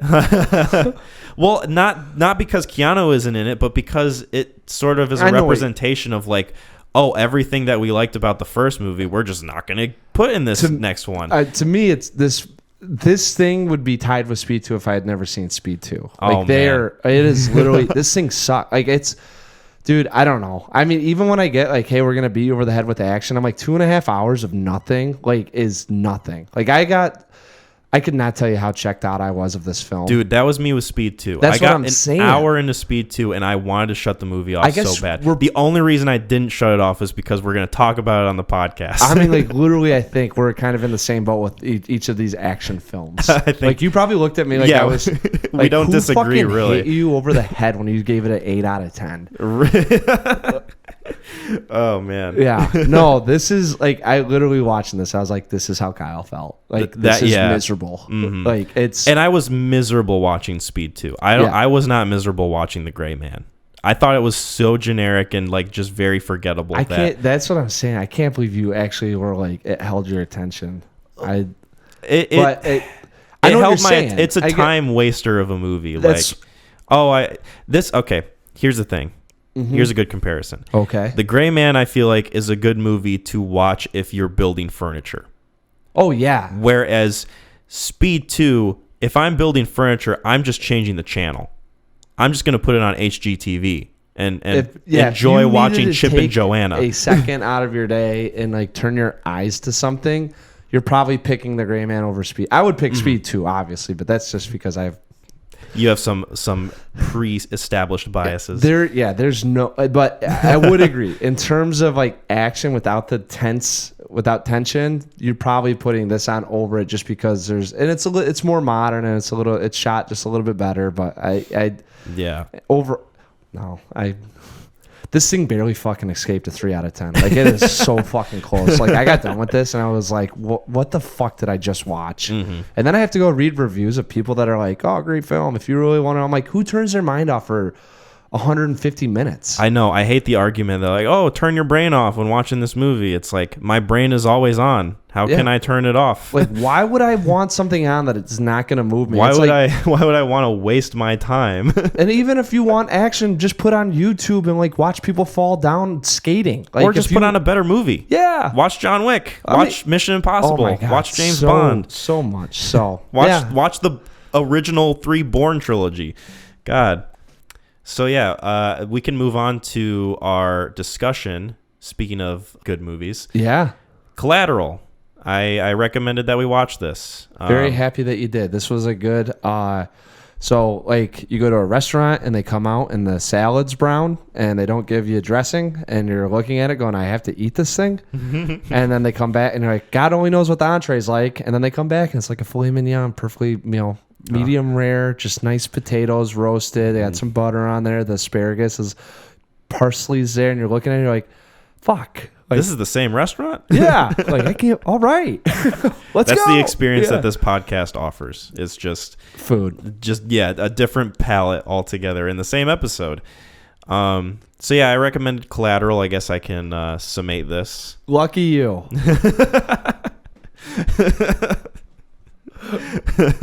You notice how I orchestrated that? Yeah. That's all right. You'll get your turn. No, I did it with episode. speed too. So don't worry. This isn't a back and forth. This is speed. I'm not gonna lie, dude. I hold it in such high regard, but I know how bad it is, and I definitely am like, I don't want to have that be the theme of the pod where it's like, oh boy, he gave me something shitty. I'm gonna give him something. But I don't think. Just getting back at each other. Yeah, that's what I'm saying. I'm not going to say that you knew that with the Gray Man, though, or you would have known that I was going to react that violently towards it. Well, yeah, I was super curious as to your thoughts because I definitely figured you could go like one way or the other. Agreed, because after that Speed 2 conversation, I would have had the exact same thing. If you were like, man, that's a 7 out of 10 for me, I would have been like, interesting. Like, I would have been like, I want to see what else you had. Like, let's go to the next one. Right. All right, let's keep this train going. Yeah. Let's keep this boat going. So this is a film that came out in 2004. It's directed by Michael Mann, who we've talked about before on this podcast with Manhunter, our second episode. And it follows Jamie Foxx, who's a cab driver in L.A., who works the night shift. And he picks up Jada Pinkett Smith, and she's a lawyer who's working on this big case. And so they sort of get to know each other during their short cab ride. And she gives him her number. And then the next customer that Jamie Foxx gets in his cab is Vincent, played by Tom Cruise. And Vincent is a hitman who has to make 5 stops that night. And he uses Max, played by Jamie Foxx, as his sort of driver/accomplice/taxi to go around the city killing all these people. Meanwhile, he's basically holding Max hostage this entire time. And throughout their journey, the two of them sort of get into these philosophical discussions about life, where each of them are at. You know, they touch on nihilism and the meaning of people's lives and existence and the grand scheme of things. All the while, it's the backdrop of this nighttime LA drive. And so that's pretty much the gist of that. So this film, I think, is the first Michael Mann movie I've ever seen. I remember watching, I think the last part of this when my dad was watching it on TV. Mm-hmm. That's how a lot of these movies have come up for me that I remember fondly. It's just my dad watching them on TV and me like walking into the middle of it and getting interested in what's on screen. Yeah. And so I think where I came in was like the very last part of the movie where they're on the train. And really? Well, it was like, I think it was more than that. I think it was when... Could have been in the building, or it was in the building. I was about to say, there's probably a little bit of running around and scurrying around where it being dark and the like kind of cat and mouse going on. We're like, I wonder where this is going. Yeah, and so like as a kid, I was like, oh, this isn't interesting. It's Tom Cruise as a villain. He's chasing after Jamie Foxx, and they're going through like this building, and it's L.A. and it's nighttime, and I was like, what is this about? And so I remember going garage sailing like years later, and I see Collateral on DVD for $1, and so I buy it from a garage sale and I watch it, and fantastic film. I think that it's definitely my favorite Michael Mann film. It is for sure my favorite Tom Cruise film, I would say, of all time, like so far. I don't know, maybe he'll make a Mission Impossible Revenant or whatever it's called will blow me away, but I doubt it. This movie resonates a lot with me. And his finest acting, probably besides Magnolia. He's very compelling as a villain character, and you don't really get to see him do that much because he's such a leading man. He's such a charismatic star in like pretty much all the movies that he's in, that this feels so fresh and so like, I don't want to say extended, but just like detached from all of his other stuff in a good way. Yeah. No, so I mean, we're talking about it. I saw this in theaters in 2004. Birthday party, I think. Either that or it was like a Friday night where it was like me and a bunch of buddies, but because it was rated R. So I was 14, I think, when it came out. Because I want to say it was released in the summer of 04, or right around there where I was just getting into middle school. And we went and saw it, and it's like, hey, Tom Cruise. You didn't know who Jamie Foxx was, and it was just Tom Cruise plays a hitman, you know? And so you knew Tom Cruise from Mission Impossible, a lot of the Days of Thunder, Mission Impossible, Top Gun. Yeah, it was kind of like his action star coming in, and he plays a hitman. So it's like, where's this going? And then you had like the Transporter, and there was a couple movies like that, and along with like the GTA stuff that came out, where it was really like, all right, like let's go and see it. And we went and checked this out, and two things happened. One, we left it, and I was like, wow, that was pretty good. And all my friends were like, fuck, what the fuck was that? That was so lame. Like, Tom Cruise didn't do anything. And I remember being like kind of quiet, like, I kind of liked it. Like. Yeah, you're kind of like thinking like, you're saying to your friends like, yeah, I guess it was kind of stupid. Like, I didn't know. I remember we got bashful about it. I didn't say one word because no one asked me, and I was like, I'm not diving into the shit fest of like reaming this thing. And I was like, if anyone asks, I'll just be like, yeah, it was all right, But at that time too, there's not like a lot of the philosophy that's going on is kind of lost on you. You just know that they're having deeper conversations about things that are going on, and it kind of intrigues you. Like, oh, I that is a curious point. For me, at least when I was 14 listening to that, I was like, oh, like, yeah, Tom Cruise does make some interesting stuff, and Jamie Foxx is just kind of there for the ride. The other thing too, before we get going, was Tom Cruise had white hair in this. I thought he was literally 50. Like, when this came out, I thought he was on the tail end of his career. And so in the 2010s, like with the Mission Impossible stuff was coming out still, I was like, how is he still doing this? Yeah. Like, I really didn't. He's got to be 70 by now, right? It wasn't until 26, like The Mummy. I was like, this is going to be like his last action thing, like in 2015 when that came out. Like, I'm not lying. For a long time, I really was like, oh shit, he's old as shit in this. And no, it just turns out it was just a creative choice. Yeah, no, I like what they did with his hair. I like the whole sort of theme of like him being so gray that it just like, it counters like his like colorful personality and the way he lives his life. Yeah. I think that's a interesting dichotomy, but just like the character stuff in this movie is really intriguing between Max and Vincent. They're such polar opposites, yet they have this sort of connection that they sort of see life through the same glasses but different lens sort of thing. They have similar perspectives on certain things, but at the end of the day, they're like very different. Vincent is a nihilist. He doesn't really see the value in human life, and he doesn't really believe in anything greater than humanity. It's just all like a spinning rock in the void of space, and he sort of lives his life through that philosophy. It's hunt or be hunted. He just kind of sees himself as a small speck in the greater cosmos, whereas Max holds a lot of value in like his own life, and he has all these prospects and dreams, and he sort of is a more hopeful, optimistic person, but he's also somebody who sort of lies to himself and tells himself like, oh, one day I'll make something of myself. One day I'll do what I want to do and set out what I want to set out. And ultimately he's somebody who keeps pushing that off, whereas Vincent is somebody who does do what he sets out to do, which is fucking kill people.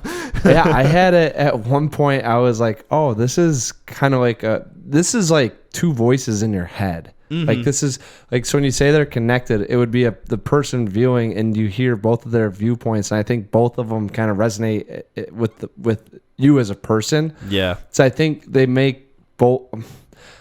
So the only reason why I think is they both weigh on each other is because I think at some points Vincent kind of wishes he had Max's not malaise on life, but his sort of plucking. It's just kind of like free-spirited nature almost. Yeah, not free-spirited, not but free-spirited, but like his kind of his robotic sense of the world and the greater his ability to want to be good at what in his own little bubble of the nothingness. Because in the grand scheme of things, I think Vincent probably impacts the world greater than what Max does. Yeah. Yet Max has as much drive as Vincent does to be as good as his profession. Exactly. And I think that he kind of has that. I wish I had that sort of sense of the world where because Vincent views the world, in a nihilistic approach of it as nothing. I mean, in the generalist sense, nothing matters.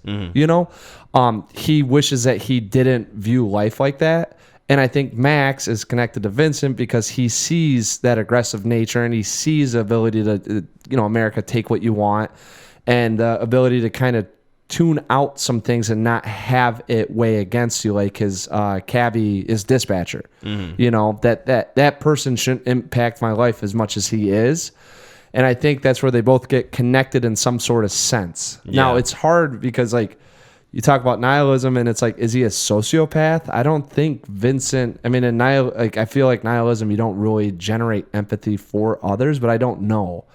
Like, I don't know if that's two conflicting things. Like, and I would say probably not, because if you're a nihilist, it doesn't mean you're a sociopath. Yeah. And I doubt all sociopaths are nihilists. No, I think it's just particular to his character. Yeah. He's just somebody who he just, I think it's the nature of his job for a lot of it, just the nature of him being a hitman. He's basically at the top of his game. He's doing his thing. He's going through all these different cities and killing people. And I think part of it is just like he's become so numb to this lifestyle, and it's part of his upbringing too. He talks about how his mother wasn't around, like he didn't meet her, and his father was like super abusive to him. He went in and out of foster care and then went back to his dad. Like I think it's like one of those like nature versus nurture things. Like yeah, sure. Like if Vincent had grown up in a loving home, he still might have been a nihilist, but he probably wouldn't have been a hitman. Yeah, that's the one. Yeah, it's one of those things that you can kind of like speculate on and maybe like sort of armchair psychology it. There was a funny clip that I saw about Willy Wonka, and it just to tie it resonated with me just a little bit in this sense. He who did Willy Wonka? Who was the character? The actor. The original? Yeah, Gene Wilder. Gene Wilder. So Gene Wilder said that he read the book, he took on the script, and he said, the very first scene I want to do is I want to be walking with a cane, and I want to trip and fall and get right back up and keep walking. And, they're like, well, why? Why do you want to do that? And he goes, because you won't know if I really fell down or if it was a ploy to, entertain the audience. And that be able to live in that medium of not knowing what my actions are really doing. And that's how I felt with Tom Cruise in this sometimes, because he goes on some of these things and he says some of the things, and you like the dad thing where he really gets Jamie Foxx on like a rise, and then he goes, no, he died of liver cancer or whatever. And then it's like, oh, like I think some of his actions in here is that we really don't know where Tom Cruise is at, and that's part of the fun of his character, is like the mystery of it. Yes, 100%. I love what he brings to it and like the little nuances. And that was something that I wrote in my notes, is that he has so many little mannerisms that he puts into the character that just make it so unique. Like if you watch the movie and like pay attention to like his movements, he has like these little ticks and like these little head movements and these sort of things that like when he's annoyed or when he hears something that he doesn't like want to hear, it just like it gets to a deep part of him that you can just tell is like being repressed by his like little head movements and like all these different sort of twitches that he has. Like he has so many different mannerisms that are consistent throughout the entire movie. Probably because of his trauma in life. And just the fact that like even down to like the scenes where he's killing people, like the scene where he shoots those two guys in the alley, you know, that it's probably like the most famous scene in the movie. Like, yo, homie, you got my briefcase? Like, I think that movie, when people think of Collateral, they think of that scene specifically. It's such like a well done scene. Like, he takes those guys out, and the gunshots, the sound design in this movie is crazy too, because the gunshots are so loud. It feels like it goes off like right next to your head, and the echo throughout the entire alley just lingers for like 10 seconds. Like, it's super impactful. Like, it helps make that scene even more powerful than it already would have been. Feel like he ended those guys' lives. Yeah, absolutely. Like, there wasn't like any sort of, you know, where it's Gray Man and shots and guys falling.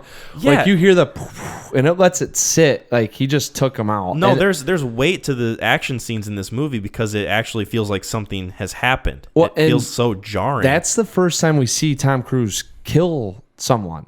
You know, the first one, the body directly on screen. Yeah. I mean, the first one, no, the bullets in the fall killed him. He's like, you killed him? He goes, no, the bullets in the fall killed him. I was like, oh, and then the lawyer, we don't see anything with that. You know, that's the first time.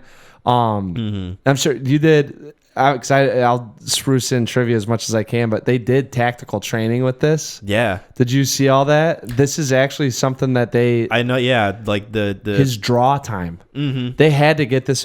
I was watching the making of too. They had to get it in 1.3 seconds, so he had to draw this and shoot both those guys in 1.3 seconds. I remember reading that this scene specifically is used in like tactical training and how they should handle a gun when they're in a situation. He practiced this for 3 months before they did this scene. And Michael Mann was talking. Michael Mann knew someone of like British special forces that he knew could help with some of the tactical stuff in this. Everyone had to learn how to handle a gun, even Michael Mann. Yeah. Mark Ruffalo was talking about it. He went through 2 months of training. And he goes, my guy doesn't even pull out a gun. It's like, so I got that in the bag now. I mean, just in case, you know. Yeah. So it was kind of cool. But yeah, that the draw on that, I mean, it's just, it's such a, oh my God. I hate to say it, but it's like one of the things that I say. Like if I see someone that got destroyed, like in any, you know, and it's just like a metaphor essentially, like not necessarily killed, but like if you were playing a video game, you know, and I watch you, I was like, damn, like I go 2 to the chest and 1 to the head, man. Oh, like, yeah. That's what I mean. Like you absolutely got like perfectly just 2 to the sternum, 1 to the head. Yep. That's what I say chest, but I don't even, because he says 2 to the sternum. He goes, look at this. And it's not even, it's like millimeters off. Millimeters apart. Yeah. I always go, but that's my thing. I like to say that. I used to say it all the time. Yeah. If I saw something that's just like, not much you can do about it. You know, you just ran into a sharpshooter. Yeah. No. You ran into the deadliest hitman in LA. Yeah. Possibly even the country. This film, I think, nails, and I think Michael Mann just does a really good job of this in general, because I remembered it from Manhunter, is that he nails down the atmosphere of a crime thriller. Fucking vibe. I think he has a perfect sense of style for the types of movies that he knows he wants to make, which is like lots of like, I wouldn't even say lots of guns. It's just like guns, driving around at night, you know, criminal activities, sort of like an underground kind of gritty feel. And I feel like the style, like the cinematography, like the way that the effects are used with like that sort of grainy sort of insert that he puts in. I don't even want to call it like a filter, but it's just like an effect throughout the film. Probably what it was shot on. I don't know too much about film or what you put film on, but I know that you can, different types of film, you know, it provides some of that aesthetic. And I think that it helps so much with the tone of the movie. I wouldn't be surprised if the Safdie brothers were in part inspired by Michael Mann in the way that he shoots his films, because I feel like a lot of the time when I was watching this, it reminded me of Good Time and Uncut Gems in the way that it used like a lot of different shots for different purposes that it wanted to use, but it still felt like it had a stylistic through line. I think what we get sometimes, and maybe we don't talk about it as much, but we definitely notice is depending on the scene or what's going on, you'll use different film, and then it projects a certain way that we like visualize and kind of take as like, I mean, with the atmosphere of the film. So some of the graininess of this one would be probably some actions that are happening that probably would be not good, you know.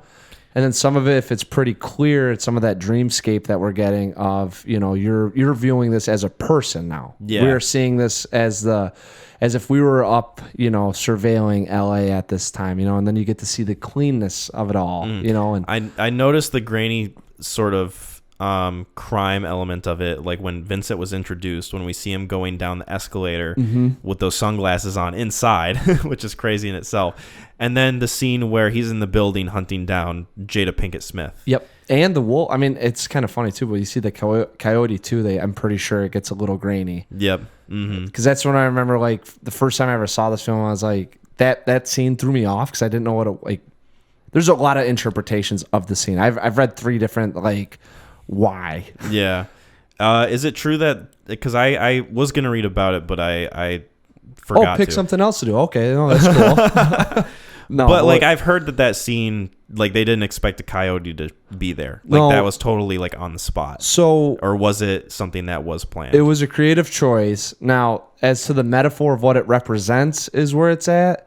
The reason why was Michael Mann was talking about, as they were, he said he was on Fairfax Boulevard or whatever. He was talking about, because I was driving down Fairfax. We were trying to get some scenes set up, and he's like, we're just driving down the road late at night, and 3 coyotes popped up on you know, and he's like, it was just kind of one of those things where it's like they're predators. This is their domain. This is what they know, and this is the area that they're gonna hunt. And he's like, it was just kind of, it was really interesting to see that even in this, he called it like a megapolis, you know, instead of a metropolis. He goes, of 17 million people that we still, you know, these creatures are still kind of hunting and around. And he really liked it. He thought it was pretty cool. So he wrote that into the script, and in the script it literally is like one line where it says coyote pops up. And then one of the things that I read was that perhaps in, like, not Navajo, but there is like a Indian culture where if you came across a coyote, it meant that something bad was about to happen to your party, and something does, you know, it essentially, don't go past this point. It acts as like a stop sign of, if you cross this line, you're going into unknown territory. Yeah. And then the other one that I saw was him being a nihilist, and he kind of has the viewpoint of, you're either a coyote or you're a sheep, you know, and it kind of maybe represented Max making that transition into, you know, being above a sheep, if you will. So, but anyways, no, the coyote was intended. Michael Mann, it's in the script, and Michael Mann, as they were, I think as he was reading or going over the script, saw it and wanted to incorporate it because of its, you know, stylized. It's a really cool scene. It really is, yeah. I mean, it's one, and it holds the point too. No, there's no dialogue. And as an audience member, I remember like in that theater kind of watching it, and I'm like, I don't know what that meant, but that's like, oh shit, you know. And you can tell it impacts the characters in the movie too. Like Tom Cruise and Jamie Foxx, they just stop what they're talking about and they just look at it for a while. I think it's the first time that in that film Tom Cruise is taken aback. Like, I don't think at any point up until that there's any sort of, he's in so much control of everything he does that he's never shocked by an outcome, and he's always ready to respond to any situation, right? Yeah. So that was like one where you actually see Tom Cruise and he's staring at it, and it's like, this isn't part of the plan. And it's nothing like it's that big, but I think he's actually taken into like the sense of the world for the first time, as opposed to, you know, the nothingness that we're absorbed by. Yeah, absolutely. You were talking about the city a little bit, like the megatropolis or something. He called it like a megapolis. It was something weird because you know, a metropolis, it's the same thing, but he called it like, because he goes, it's a megapolis or something like that. He's like, there's 17 million people in this little area, and not to, I mean, just to talk about that real quick, and I'm sure it's going to tie into what you said, but he wanted to shoot it at night because he thought it was very interesting that we have 17 million people in this area, but then when you get to the night, you see this vast landscape of all the buildings and the lights, and it's like the first time you actually notice, like, there's hills and there's trees, and you have the world surrounded you, and you're just in this little beehive. I was going to bring that up. It feels like this movie, it's one of those things where the city is a character. It feels like the 100%. city is like a big part of like what makes this movie work, is just the fact that it's so present and so beautifully shot and represented in this movie. 6:28 p.m. to 6:04 p.m. to 4:28 a.m. Each of the like the different lights in the buildings and the way that that's shot and like the reflections and like the colors that they use, like the color scheme choices, like it just it pulls you in, and it genuinely feels like the city is a character in the movie. 100, and I think it kind of ties, and I don't know what themes there are because I think there's a lot to pull from, but one of the lines that stood out with me this time watching it was Tom Cruise going, hate it. He's like, I hate LA, can't wait to leave as soon as I land. You know, he goes, you've got all these people surrounded, and he's like disconnected. Then he tells the story about the guy on the MTA. But it really does tie in with what he's talking about of the city, and it's, you know, you never, he says that, so it's kind of funny. He leaves the building, you know, when he's going down the escalator, who he goes by, Jada Pinkett Smith, as she's going up. And it just goes to show you how much of this world you really don't know who you're going to interact with or what you're going to do, and then you get they play the city into it to show you, you know, I mean, it is this unique area to be in with all these people. Yeah. It's sort of like that notion of like, it's such a big city, yet you keep running into the same figures, and you're closer to these people than you think you are, sort of thing. I mean, it's part of the reason why the movie's called Collateral, is because you have such an impact on like these people near you in a city that has 17 million different folks. You know? You know, just looking at my notes, I love the way that he uses like the environment to its fullest. It feels like not only is like the city a character in just like a visual way, but like, you know, he utilizes different parts of it. You get different environments, like the club that Max has to go to. Oh, it's not Club Fever. Club Fever is a good one, but yeah, the Mexican bar, the Asian club, the jazz club. Like all these different things, like even the hospital where he visits his mom in, you know, you kind of get that sense of like, oh, they're in a hospital, you know, nothing feels like a set. Nothing feels like they're on a fake sort of backdrop. Literally, I think you watch this film and yes, exactly. I would say all of it was filmed. I mean, whether or not it was or wasn't, I don't know, but that's how real it felt. Like they were literally walking down the streets. I think one of my favorite shots in the movie is when Vincent is going through Jada Pinkett Smith's office, and she's like on the floor above him, and you can see just Vincent looking around trying to figure out where she might be, and then it focuses back on the background where Max is down in the parking garage. I think that's one of my favorite shots in the entire movie, because he's just on the phone like panicking, trying to get her to, you know, figure out what he's saying, and then only a plot continuity error, whatever you want to call it, plot error in that whole thing. How did he know that she was in the library? Did he just generically call any number and she picked up? Because she answers it and then she's like, oh, I'm not in my office. Well, he calls the phone number that she gave him, right?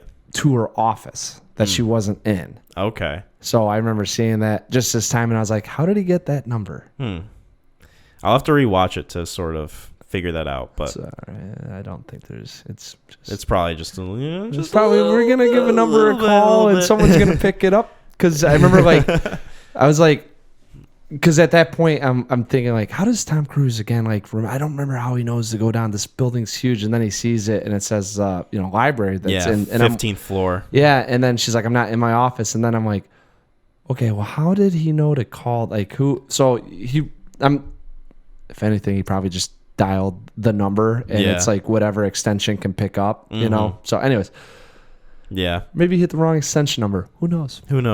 I'll have to rewatch to figure it out. That's the only flaw of the film that I see. That's not going to be a chore by any means. I will say that right now. I got a funny story about the Javier Bardem scene whenever we get to it. I was gonna bring that up actually. The whole like Black Peter speech that he gives. I really enjoyed that. Did I ever tell you monologue. about that? I don't think so. No. So we had gotten a gift card for Christmas to get some bed sheets. This was back in like 2017, 2018, and we went to Bed Bath & Beyond and got some sheets. It's like, hey, we got some extra money, and hey, let's get an elf on the shelf. Like, that'd be really fun. Preston would really like that.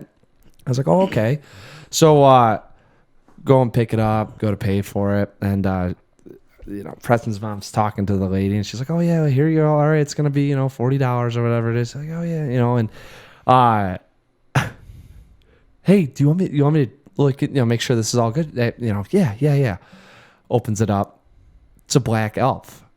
And I'm like, oh, like, all right. It's, I don't immediately like, all right, I don't know what to do, because I'm like, don't want to be racist, but also this is a weird thing. Like, if I have it in my house, why do you have a black elf? And now I got to talk about, having a black elf on the shelf. All right. It's like, I just want an elf on the shelf. So I really didn't care, but it's kind of like, it was a weird kind of philosophical thing. And, Preston's mom's looking at the cashier, and you can tell she's running in her head. Like, do I tell her to not get it now? Like, right. What do I do? The cashier's apologizing profusely, which I'm like, that's kind of odd. Like, don't need to do that. Like, it's, like, you're just making it worse. Yeah. Like, oh my God, I'm so like, well, don't worry. It's nothing against us. We don't care. It's just, we got to now think about like how this is going to look, or do we want to get this or not? Cause we had already paid.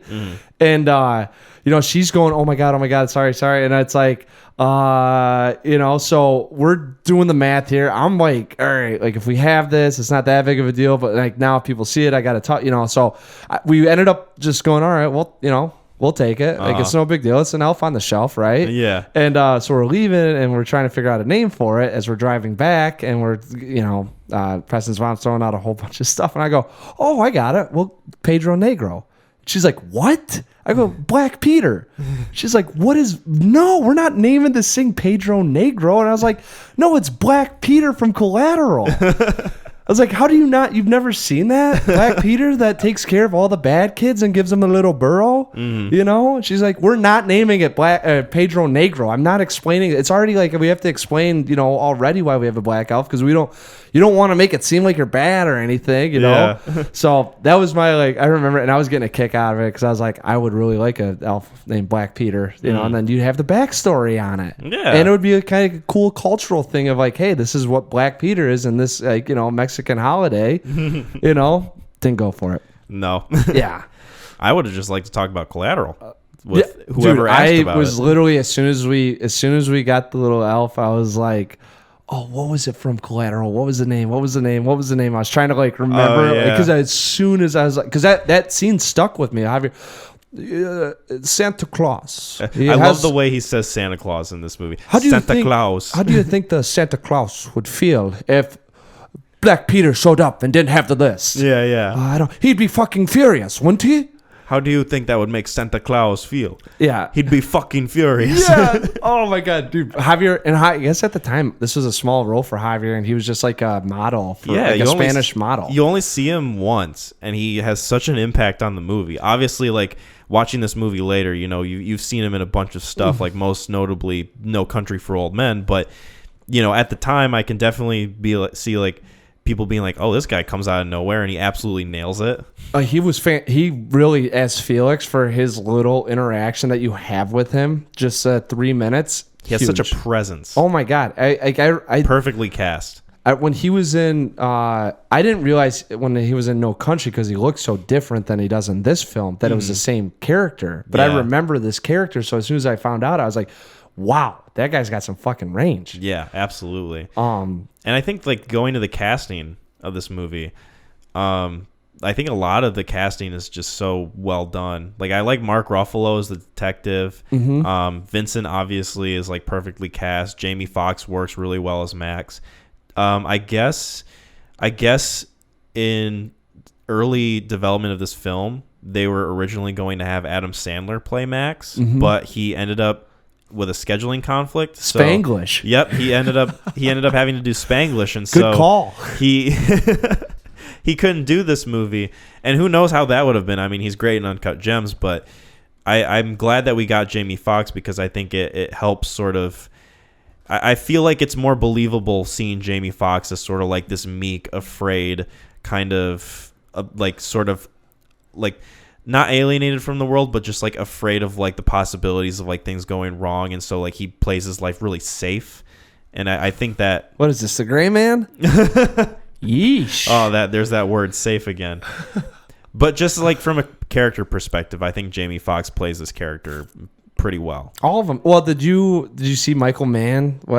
He had backstories for all three of the characters. Tell me about it. So for Tom Cruise, he had pictures of like areas where Tom Cruise would have grown up in Chicago.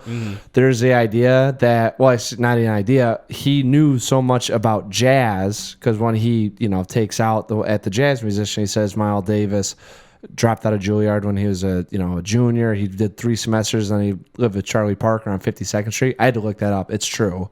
He dropped out of Juilliard.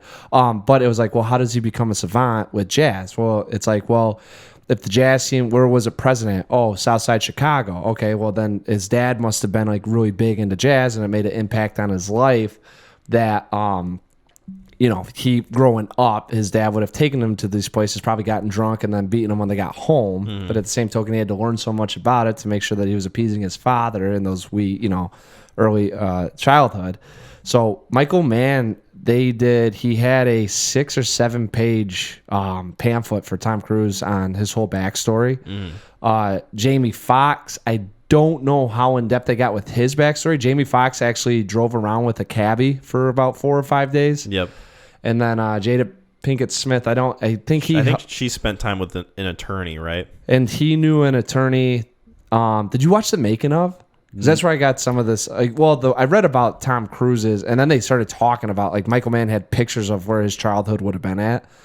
And Tom Cruise really appreciated that the character development prior to even filming. Yeah. And Jada Pinkett Smith said the same thing.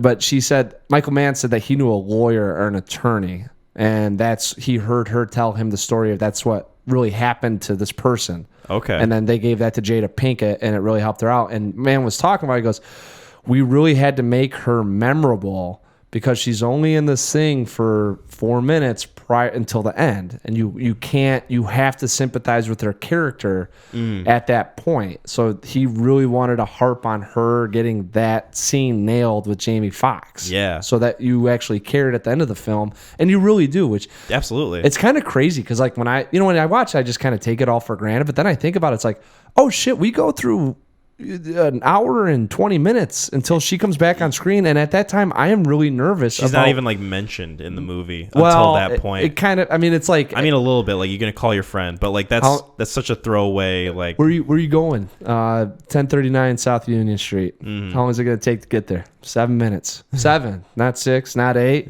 Yeah, 7. That's how you get in there. He's like, I'm gonna go down to 105 to Fairfax. That's about 3 minutes. Fairfax to North, what's he say, to Venice. That's 2 minutes. Venice down to South Union. That's another 2 minutes. 1 minute for 2 minutes, 2 minutes, 2 minutes, 1 minute for shit happens. He goes, all right, well, what do I get if you don't get it? Free ride? He goes, I already gave that out tonight. Yeah, it's like you get a date. You get like these little references, but she really doesn't like come back until I know much later. There's always, he brings it up that Max, you're so afraid of life, you're not going to even ask that girl, but it's not like you're not going to ask the lawyer attorney that you met for 3 minutes. Yeah, they don't beat you over the head with it. No, it's just she's in, like if she doesn't show back up, you probably would have been like, oh, okay, whatever. Like you said, they do such a good job of like making her character memorable and having it stick with Max as a character. So then when she comes back later, you don't have a hard time at all. Like, wait, who was that again? Like, who was that character? Like that, you don't ask those questions because you go, oh shit, he's going after her, and you realize the importance of like the connection that the two have, and like obviously he's got to save her, and so that helps with the tension towards the end of the movie quite a bit. Oh, 100%. Like you're invested in her safety, and you've only talked to her for 3 minutes, but you know that she kind of had a thing for Max. Yeah. And it's like, I really want him to do well too. Right? I got to root for these people. Yeah. Love needs to win. Yeah, no, this movie is really, really well done crime thriller. I think to Did you have any like criticisms at all with the film? Like, did you have anything that you weren't like too, like maybe something that on this viewing you were like, oh, I'm not too into that, or my only criticism was it's kind of funny too. So the whole thing is Fanning, played by Mark Ruffalo, is under the impression that Max is a cog in all this. The feds don't believe it, which that's the only kind of like you can suspend disbelief that much, but it's like, okay, like, oh, you just picked someone, killed them, and made them look like it's like, all right, guys, like, can't we come up with like a little bit clever? But it didn't bug me that much. But he's a cog, right? The only person that knows he is Fanning. Fanning goes to get him, pop, pop, right? Yep.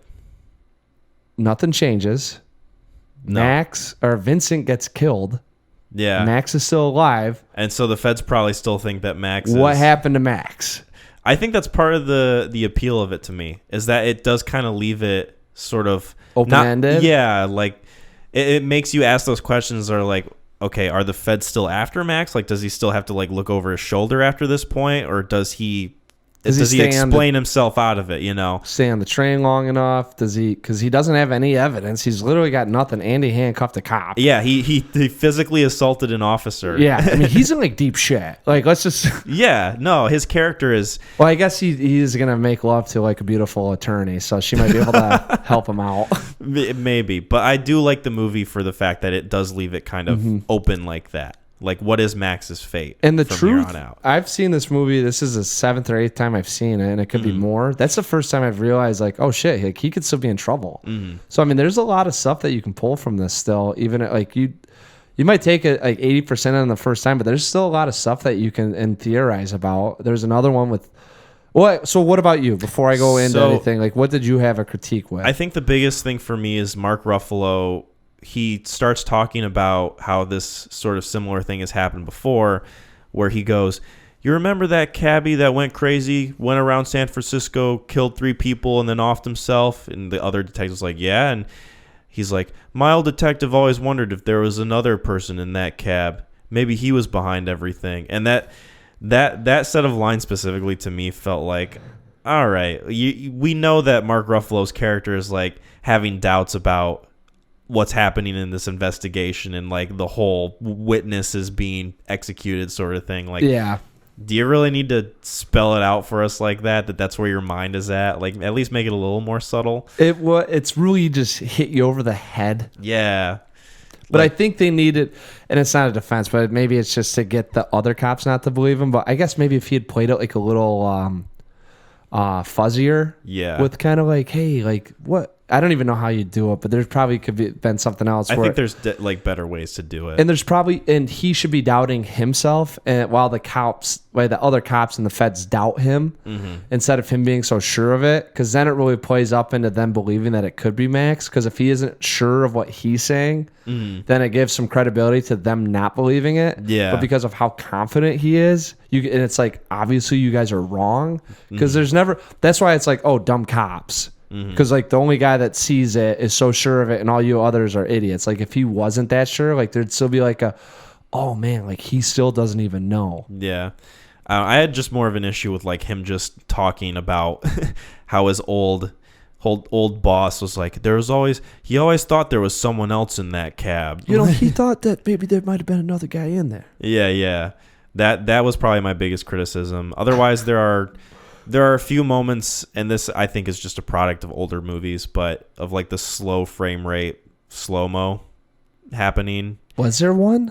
There was like a very few of them, and they weren't even like really action scenes, because I think the action in this is like really well done and well put together. Really? That's how you do it? Hey, take some notes, guys. Sparsed out. Russo brothers, are you listening? Fucking 4.5 minutes is this nonstop. That's probably all people really need, is this oh shit moment. Yeah. But it was just a few moments of like characters like, oh, I'm looking at this character and this dramatic thing is happening. We get better like slow the frames down or something. Like just a few editing things here and there that I'd noticed. Cinematic choices that maybe we don't agree with. Yeah, and I think, like I said, it's more of a product of the time than anything else. I'd agree with that too, yeah. I mean, it's kind of like, yeah, it was a rule of law. You had to put one in there. Yeah. Otherwise, I really don't think I have too much else with this film. Genuinely love it. I think it's my favorite Tom Cruise movie for sure. And I know I need to watch more Michael Mann.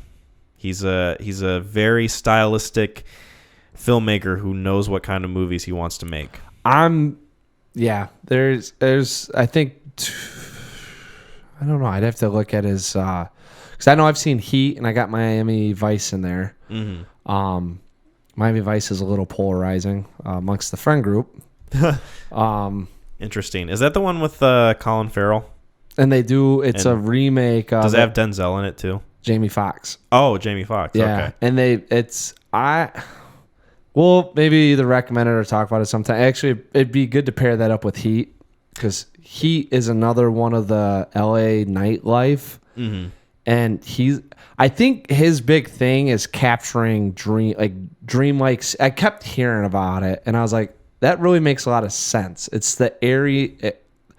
It's almost like a Neon Crew. Kind of like a retro wave sort of. Yes. Almost vaporwave style thing. Yes, living in this kind of dreamy sequence of the summer night, riding down Ocean Boulevard with all the colors, and it's the emotions that. Like you can kind of feel the cool air of it. He was saying as he goes, I really wanted to shoot these things because he said there was one shot he had because he was driving or he was doing something and it happened to make him feel a certain way. He goes, I wanted to have that shot in there because I don't know if they were driving down, but he goes, it made me feel a certain way. So I knew that I wanted to have it. And now I get with his camera work and the way that he shoots stuff like, Manhunter, Heat. There's certain points in Heat. Manhunter felt super dreamy so much of the time, and it kind of that you kind of feel like a little stylized, and it for sure is. But at that point he might not have newer director. You might have been a little too saturated at that time, or diluted.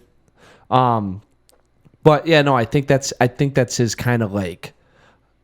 Feel and I really like it because I was like it's a vibe and it really is and it's kind of funny when you think about it to be in Collateral to be going see one thing and feel a certain way with the city and then see another and feel completely different even though you're in the same spot. It's really fun and Michael Mann just kind of went up on my list of directors. Absolutely. I'll have to check out more of his stuff. Did you have anything more you wanted to say about this before? I'm trying to think. I think that was about it. I really had this and we'll talk ratings, but this for me holds a really special spot in my heart because it was one of the first films that I had actually seen in theaters that made me that I went against the grain with what people thought. Yeah. And it made me kind of think. And it was a film that with what I've never had dialogue impact me in my thoughts as a person of this is a film like when I come up with movie quotes and I say things like because it two to the chest, one to the head because you just got killed in something, you're playing basketball and someone hit a 3 on you, This is a movie that impacts your daily language. And this was the first one that actually did it where, when he starts talking about Rwanda, like if I'm joking around with you, but you have something that impacts your life and you make it all about you. And I go, there's 50 million people got killed in Rwanda before nightfall. That hasn't been done since Nagasaki and Hiroshima. And you're batting your eye over one person, one dead body. Yeah. One fat Italiano or something, whatever he says. It's like, it kind of, whether it's right or wrong, or whether you believe it or don't believe it, it's a philosophy on life. And it kind of makes you think like, oh shit, like what if I could disconnect to that degree, So this was the first time when I saw it when I was a young and personable man, and that's why I love it so much. And it's just fucking good. I mean, come on, like the characters are fucking unreal. And that's a big part of like why I love this movie too. It's like the characters work so well, and you believe them as real people. Peanut butter and chocolate, man. You connect with them, and you are able to attach yourselves to that, and you're invested in like what they're doing. And I think both characters at certain points, you can see yourself in either of them. Yeah, absolutely. I don't think we talk about him being an antagonist, but like Vincent at times, like you could probably like, you're kind of relating a little bit, even though he's supposed to be gross hitman, but he like most of the movie, he feels like the main character. Yeah. Like he feels like he's, I mean, he's even like Tom Cruise's top build on the movie. Like the movie is a Tom Cruise movie. You know, I would probably say that more so than I would say it's a Jamie Foxx movie. I'd still say it's a Jamie Foxx movie, but yeah, Tom Cruise is just like that one step above, and I think he really elevates it. It helps that he's so into the character and brings a lot to it. He was like applauding Michael Mann for doing what he did with the character backstory to get him into that kind of headspace. Yeah. But yeah, no, like that. The characters really, they're just well written, and it's a really simple film. But that's when you talk. These are movies that like happen in a day. The characters are center stage. Yep. And a lot of what they do makes sense, and it's polarizing. And sometimes, you know, way different than the Gray Man. Just a bit. Yeah, just slightly. A little bit. So we can get into ratings. Okay. I guess I can go first. Okay. I give this a 9 out of 10. Wow. Love this film. Yeah. Think it's absolutely amazing. Yeah. Glad I have the Blu-ray finally. Been waiting a long time for this. Yeah. Even if the cover's a little generic, but I mean, It's a bad cover. it's a bad cover. It's a bad cover. Movie, excellent. I'm going to tell you right now, in 10 years, people are going to grab that and think that's a schlocky, like, action film. It kind of does look like a straight-to-DVD, like, Bruce Willis movie. Yes. That would have been made in the last 5 years. It's really unfortunate they went that route. They definitely could have used a better image. And maybe there's, like, one on the inside where, like, you can take the paper out and, like, maybe flip it. I don't know. Maybe. I have no clue. It's but so bad. It's This is where super cinema's generic going. looking. Like, the best one was Tom Cruise sitting down with the gun on his lap and, like, just kind of in a vignette. Sadly, I couldn't find a cover like that for the Blu-ray. It was only this cover where it's just Jamie Foxx and Tom Cruise. It really just looks like there. a bad film. Like, I'm telling you, I wouldn't blame people if they were in the movie store and they saw this cover and were like, "I'm not watching that. That looks generic as I'm fuck." thinking about It's called you having, Collateral. like, a house party, and it's like, "Hey guys, like, let's pick out a film," and you grab that, and everyone's like, "Whoa!" No, I'm Kyle. hiding the case. Oh yeah, I'm hiding it away and I'm just bringing out the disc. I'm Yes. like, "Hey, guess what we're watching?" Yeah. Don't look around the corner. Yeah. No, so for me, this is a 10 out of 10. Nice. This is to me, this is like a near perfect film. The flaws in it are very minuscule, and Absolutely. to me, the depth of the dialogue and the ability to have you think You get so much out of it. so much, and then they strewn in are the action sequences that are like nearly like impeccable. Oh yeah, and they have such purpose to them too. They talked about Club Fever, that scene. They choreographed that for 4 months. They were like, and because he's a hitman, it had to be the most efficient way possible for him to kill that guy. Yeah. And that's why there isn't any really false movements. But because of that, when they shot, it had to look like that. It was super well choreographed. He You took- could tell there was a lot of work put into it. Oh my God, Michael Mann took this film. I was just like, my baby. And maybe he does that with a lot of his films. I'm kind of curious. I want to watch Heat again and Miami Vice and see where it compares to, because those are two different. Heat's about the plot, and then Miami Vice is more about they try to do the characters, and it's more about a vibe. Yeah, I think. more so the style. Yeah, and that's where I think it loses people. But anyways, hey, 10 out of 10 for this guy. So I mean, we got a 9.5 rating for this thing from both of us. Hell yeah. Super close to a 10, I would say. Like, honestly, if I watch this again, it might get bumped up. I'm like dead serious. I was kind of shocked that you went 9 out of 10. I'm not gonna lie, but you don't throw the 9 out of 10s lightly either. So I try not to. Yeah, I was about to say, when you go 9 out of 10, it's like, all right, it's still, that means it's pretty damn good. Yeah, definitely worthy of me owning it. That's for sure. Even though I own Velocipaster, I just got that today in the mail. Good one. Oh, I haven't right? seen it. Oh, I mean, that's what? you just said it was a good one. Well, I'm saying that's like there's like, it's like a trading card. That's a good one to have in the bag, because that's like that's a house party. But like, let's say you have some friends over. It's kind of getting into the happy hour, and it's like we want to watch something really light and funny, but like you guys won't take this seriously. This is for like the people that are still there at 2 a.m. and everyone's still wide awake. You're kind of everyone's like, we want, like, let's throw something on, like kind of wind down. You don't have to think. I view movies movies kind of like people view wine. Yeah. Like you want to try to match it up to like what's going on. Now Collateral- I'm very bad at it. But Collateral's a fine wine. Velocipaster is a party wine. yeah, that's what I'm saying. Like you're like, all right, like I got a special one because of where we're at in the night. Yeah. You know. I don't know much about wine. I don't drink. So Yeah, no, I don't. I don't either. I don't. I mean, a 1992 Chardonnay, I couldn't fucking tell you. But I do know that there are movies that I would be like, oh, I think this would fit the mood. yeah, absolutely. I told you the one we went to the movie night. I got to pick the movie. I put on Killing of a Sacred Deer. Oh yeah. Nailed that. That was like that's probably one of the proudest I've ever felt. Like, okay, gotta get this film right. Mm-hmm. And yeah, Gotta show people what I'm all about. yeah. Speaking of people, some people left questions for us on Facebook. There we go. Yeehaw, partner, giddy up. We're going down. We're gonna go down to the question ranch. We're gonna get ourselves some questions from the question rodeo. Oh man, you haven't seen Nope yet. Okay. No. Never mind. I was gonna say something. Nope. We'll talk about that next time. Oh. Spoiler. Yeah. So our first question comes from Sam, your brother. Who? Your brother, Sam. It's like one of those things in movies with like the horrible writing where characters are siblings and they're Hey, like, you remember your brother Sam? yeah, Sam, you're my brother. We're supposed to look out for each other. The one time I saw it was in fucking Avengers. I got so mad when Thanos kept going daughter, and they go, but they were like, hey, because we have to do this, let's just keep having him say it so it looks like that's how he always addresses them. Yeah. His question is, if you had to punish each other by forcing them to watch a movie, what would it be? The Gray Man. Speed 2?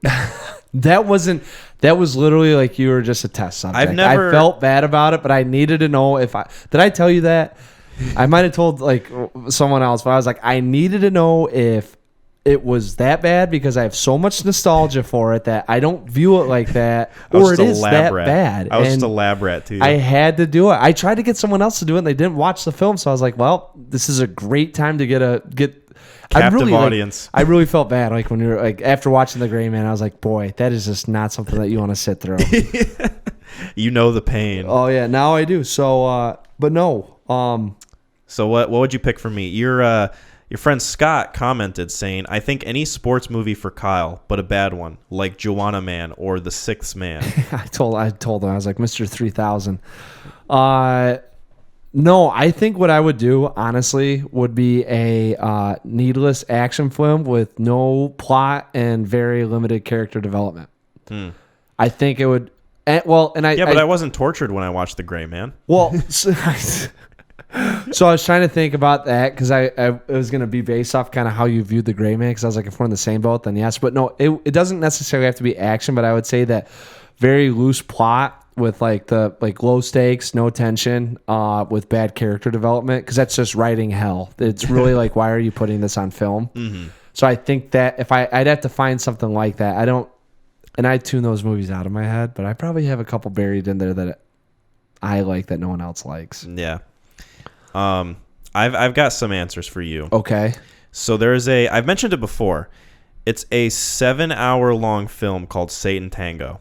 And I think that one would be rough for you to get through because from what I know of it, it's sort of like a stalker situation where it's a lot of long shots, a lot of long takes, very centered on like one particular sort of piece of scenery. Mm-hmm. Imagine Stalker, but 7 hours long instead of 2 hours and 43 minutes. See, that's why I'm like, I don't even know if I call that a film. And you have to watch it in one chunk. Yeah. There is another film that's called The Cremaster Cycle. Have you ever heard of this? Mm-mm. So this film was created by Matthew Barney, who is a kind of art exhibitor sort of figure in like the kind of art museum sort of community. Mm-hmm. He made a series of films called The Cremaster Cycle. Oh, did you tell me about this? I might have. I think you did, because you're like, you wanted to see it. I wanted to check them out. I don't know if I still do. Maybe eventually. But they are, from what I've seen of it, and I've seen like a couple things, it's just a lot of these long shots with music, and there's like these pieces of scenery and like figures and stuff, and it's one of those things that's really artsy that doesn't have a whole lot of meaning behind it. And it's one of those things where the artist says like, oh, there is deeper meaning behind it. You just have to like look beneath the surface, and you have to dive deep into the symbolism and the sort of imagery that comes up on screen. And it's like, no, you just made a fuck ton of weird looking images and put them together, and you called it a movie. There are 5 Cremaster cycle films, and they're of various lengths. Some of them are only like 30 minutes. Some of them are like 3 hours long. You add them all up, and I think they're like 6.5 hours. If I wanted to absolutely wreck your brain and just have you want to die, I would make you probably watch the Cremaster cycle. So you got to remember, though, when we and I'm not saying that it would or wouldn't happen. I mean, I could watch it, but when it comes to stuff like that, like even in Stalker, I lose myself in my own thoughts about what's going on because I will try to make it better. So there's a detachment that I have from the films as I'm viewing it, where I kind of am seeing the images, but I just go into my own. Now, that's where it would be like if you showed me a snuff film.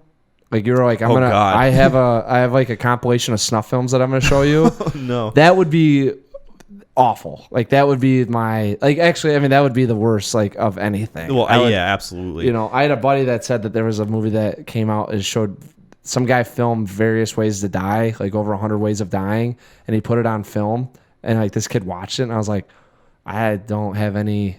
There's no desire to ever check I've that heard out. there's some people I worked with that some watch them, and it's like it doesn't. Some people are really into that shit. It's not like it does anything. It's just curiosity. Yeah, it's mostly just like, oh, I've never seen this before. Yeah. Like, let me watch it. And it's like this gruesome shit. It's like, no, that doesn't. I don't want images like that haunted in my head for the rest of my life. There's a film. Actually, if we ever had to do it, where both of us had to do it. Caligula. Have you ever heard of Caligula? You can look that up. That'd be one that I'd if I wanted to torment you, I'd make you watch Caligula. Honestly, any like torture porn movie would be Sodomy. torture for me. I think it's called Sodomy. Right? Okay. Sodomy movie. I don't want to look that up. No. It's Caligula. You can. I type in Caligula. Don't type in 1979. Yep. About Caesar and the Roman Empire. Oh no, maybe it's not. I don't. Oh yeah, no, that's what it's about. Caligula. Yeah. Okay. From what I've heard. The tags on IMDb: orgy, unsimulated sex, sex party, hedonism, sexual violence. Hedonism's the one that I'm hedonistic. Okay. Yeah, I think that's the one that I'm searching for. You were trying to describe Chris Evans earlier. Yeah, but it's even that I think. But it's what I would say. This would probably be close to it. Okay. They all kind of to me fall in the same realm of not good. Yeah. I would if someone described me as that, I would be very concerned. Yeah, any torture porn, if you have me sit through it, I'm just not going to have a good time at all. It's not, yeah. Anyways. Like, yeah. Oh, you're saying like... Vile or fucking Saw. Yeah, that's what, I'm in the same boat. I can't, that would be a same... I'm too much of a pussy to... It's not even that. I mean, it's just... go through there are images that you don't need to see. And I have no curiosity to see them. Like, people are like, I love seeing compound fractures. I'm like, I'm good. I don't need to see the bones sticking out of the skin. No. Like, the human body shouldn't do that. There's reasons why people don't like it, and I'm one There's of a them. reason why most people are averse to that type of thing. Yeah, and just because I don't like seeing it, it's like, all right, well, if you like seeing it, go give yourself a compound fracture. It's a biological reaction to not wanting to get hurt or die. Yeah, like, yeah, call me a pussy. Well, then go do it. Yeah, right? Yeah. We can move on to our next question. Yeah. Justin has a series of questions for us. His first one is, what is your favorite new release of 2022 so far? Nope. Ooh, I am looking forward to seeing that. I haven't seen that yet, so maybe that'll be at the top of the list. But right now, I would have to say either Everything Everywhere All at Once or The Northman. Oh, yeah. I think either of those two films would be up there. I'm probably leaning more towards Everything Everywhere, just because I think like overall it's a better movie, even though I rated them the same. But really fucking enjoyed The Northman. watched it twice in theaters. Yeah, that's where I'm. No, Okay. I might see it a third time. Oh, nice. Like I probably won't. I can't because then then I'll own it and then I'll never watch it. Mm-hmm. The Batman was pretty good. I don't know if I'd say it's my favorite of the year. But honorable mention, I guess. He asked that. So I went. Me and J Hall went and watched Nope, and then we were talking about it. And then nice. Yeah. So I don't know if that was it because I honestly, as soon as I saw that question, I was like, nope, that's it. So I didn't really put much thought into all the other ones that we've seen. I feel like there hasn't been a whole lot that has stood out too much this year. Like I know in a previous episode I said, oh man, this year's going to be like a great year for movies, but I feel like a lot of the stuff that I was looking forward to seeing has kind of been a little disappointing, like Thor and like a few different things that I can't really remember right now, but just I don't know. I'm with you. You've kind of built up to a certain expectation of it, and then it kind of. But I thought the Batman was good. All three of those films that you just mentioned would be honorable mentions. Absolutely. And then I think Thor would probably be the fifth that I've seen in theaters. Now I'm trying to think. Like Moonfall, is that this year? Yeah, I think so. No, that was last year, wasn't it, or was it this year? I think it was this year. Jesus Christ. Yeah, I think that was back in February. That's what my mind kind of jumped to. Yeah. So I said Everything Everywhere. You said Nope. I would. I hope everyone sees it in theaters and gets to enjoy it because it is beautifully shot. I will. I look forward to seeing it. Yes. His next question is, speaking of Batman, who hasn't portrayed Batman that you think would give a good performance? As the Batman? As the Batman. Interesting. I would say, I feel like I've been thinking a lot about this for some reason, but like older actors who could play like sort of a weathered Batman, sort of like kind of past his prime, but like kind of grizzled and a little bit harder, like doesn't really like pull his punches as much as he used to. Like, oh, you could do like in a different universe, like got a little bitter with the world, something like that. Like I'm trying to think of an actor who could fit Hugh that description. Jackman, like you haven't seen Logan. No, I haven't. But Hugh Jackman, I think would work pretty well. Yeah, because he does Logan, and he's like that's exactly. I'm thinking of Logan as Batman. Mm-hmm. So Hugh Jackman would fall into that for me. Yeah. I don't know. Who comes to your mind? I'm trying to. The problem is you typecast it with action stars. Right. It's like I don't want to go with action stars, but now I'm trying to think of other actors and different venues that I've seen that I'd be curious. I wish Tom Hardy was doing like good stuff. Right. Tom Hardy could do it, I think, but I don't know. It might be a little goofy, maybe. Not sure. With Tom, yeah, no, depends on how they go about it. So the association there is like, right. It's kind of like when Ben Affleck took it on, like, oh yeah, like what do you after the Patterson? Maybe Ethan Hawke. Ethan Hawke, I feel like could maybe do it. Like after seeing him in First Reformed, he plays such like a moody character in that movie. Really? That I think he could possibly do something along those lines. Because I'm trying to think of guys from that time frame. Because I'm with you. I'd like to give us an older Batman. Like we got the young teenage Batman, teen angst Batman. Yeah. Give us the older, grizzled, like really pissed off about his lot in life now because he's just, defended Gotham and never got his due. Mm-hmm. So now he's just really like dark, instead of being like the detective dark, like seeking out the bad guys and like beating them to a bloody pulp. Like he's so run out of compassion for any criminal that he just fucks him up. He doesn't kill him, but he puts him in the hospital's hands. So it's like whether he lives or die, it won't be on me because he made it there. Mm-hmm. But it's like if it's God's will type deal, like that would be, and then just like completely just pissed off. Maybe like. So in Logan, I think he's got a drinking problem in Logan. Mm-hmm. Like I don't know if I want him to have a drinking problem in this, but I mean just someone that's really pissed off with his lot in life. Yeah. And it's like you've been defending Gotham this whole time, but it's still there's no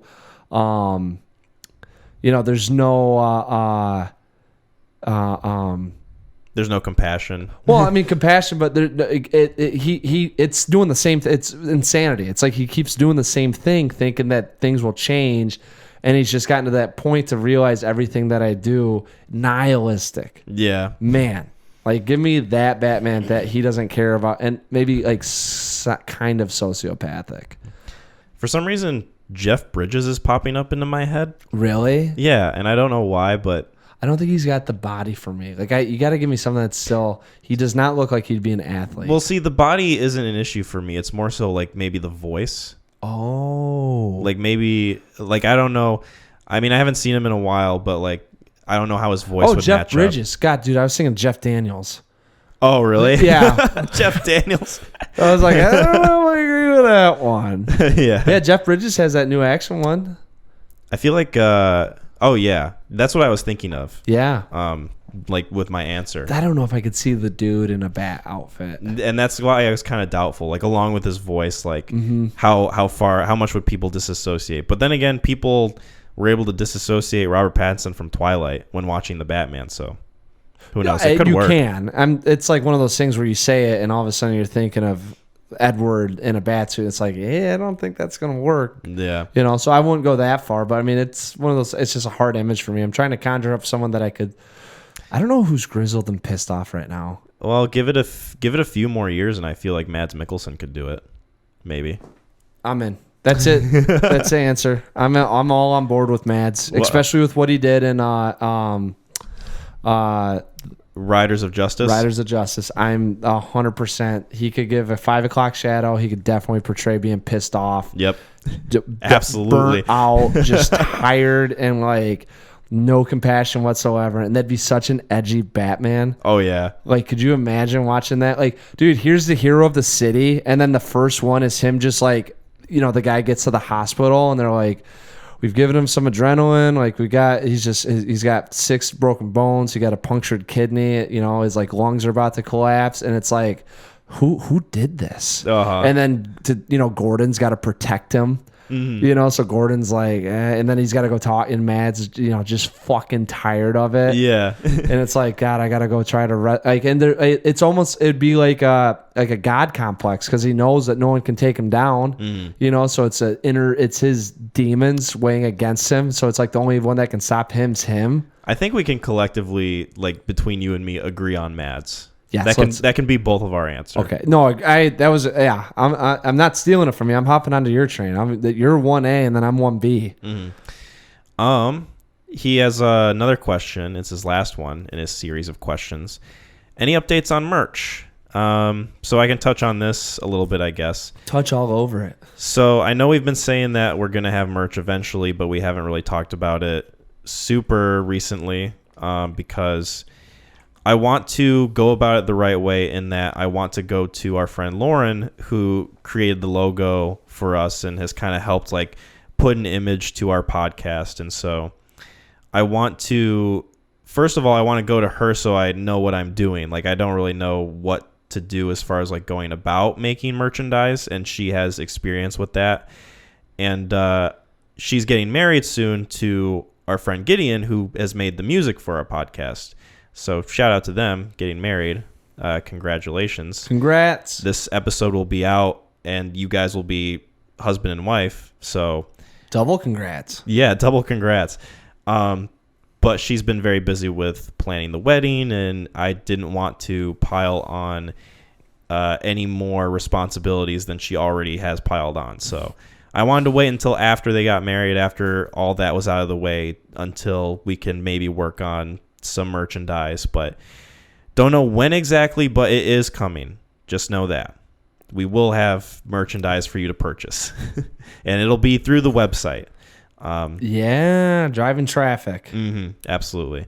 So look forward to that. Can't really put a date on it, but soon. I will say that right now.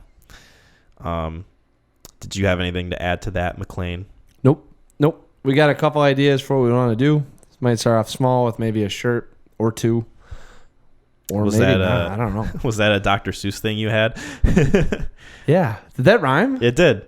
Really? Uh-huh. Nice. Congratulations to you. To you too. You have the bigger congratulations. Who cares about them getting married? Oh, thank God. It's all about you It's our fucking pod. and the Dr. Seuss. Yes, exactly. Clip that. It's not about them. Yeah. Nope. That's all I got. It's about our love, Mac.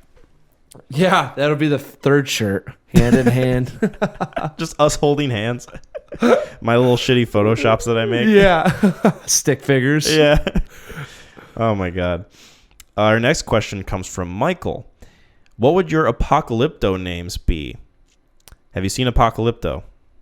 Yeah, with Mel. Mm-hmm. Yeah, I have, but I didn't know that there was like a Professor Poopy Pants. Like, Did you just make a Captain Underpants reference? I did. Remember that sign that they gave you the first letter of your name, like how to say your name? Yeah. Yeah. I didn't know Apocalypto had that.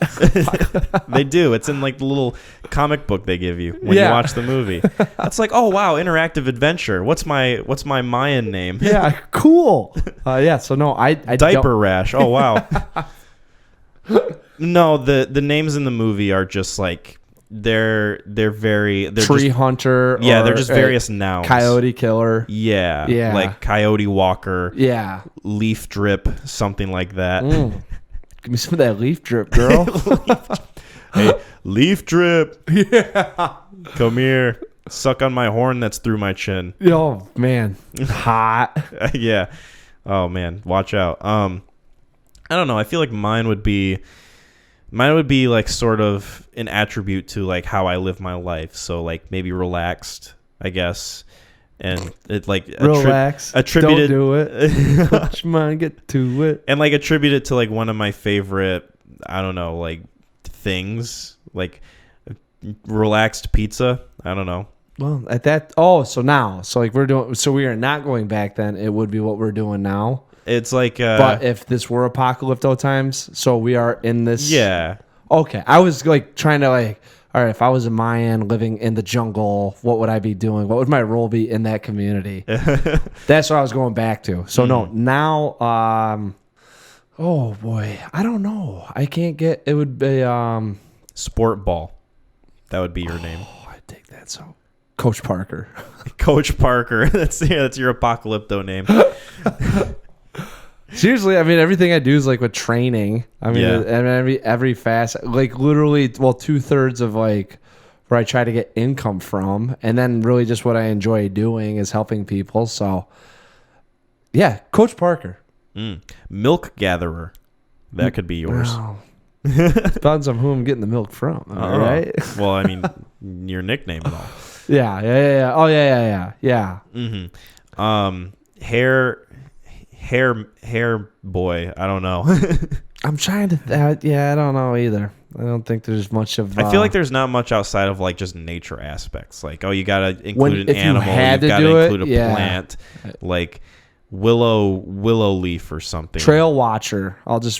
Trail watcher. Trail watcher. Yeah. You just sit there and you just watch. I do the reconnaissance for the group. You just circle the camp. You just look out for intruders. Yeah. Isn't that just called security? It's like, shut the fuck up. You will address me as trail watcher. They don't even give you a spear. They just give you a slingshot. It's because I do the third shift trail watching. Yeah. Nothing. It's going to be like wild animals and, The most you'll have to fight off is a monkey. Yeah, exactly. Mm-hmm. Mine would be foot scratcher. Ooh, the chief of the group calls you in. Yeah, and he has me scratch his foot. Yep. And I gain social points through scratching other people's feet. You get notoriety through doing it. Mm-hmm, but the sad part is that it's kind of a tragic story because I get this disease where I have these flesh-eating bacteria on my fingernails, and so. It's a double-edged sword. Like I'm the best foot scratcher in the village, but then all of a sudden I got this disease, and if I touch your feet are they're gonna be eaten away by the time you wake up. Oh, I was gonna say eaten away. You're looking at a pretty good business plan here, my man. Yeah. You scratch the foot, they get itchy feet for a second day. They're calling you back. Mm-hmm. That thing doesn't end. No, homie. yeah. Endless profits for me. Yeah, you're getting a lot of fucking tree drip. Or if they realize what I'm actually doing is bad for them, then they can use me to sneak into the enemy camp and scratch their feet. So then they wake up and they run out of feet. And guess who's watching those trails? Yeah, you are. Trail watcher. Trail watcher and foot scratcher. Boy, if that's not a movie title, I don't know what is. It sounds like a buddy adventure movie. That Jim you know what Belushi it sounds would be like in. that I want to drift away from is Year One, and let's not be that film. No, I'm gonna forget you mentioned that. Edit it out. Just edit it out.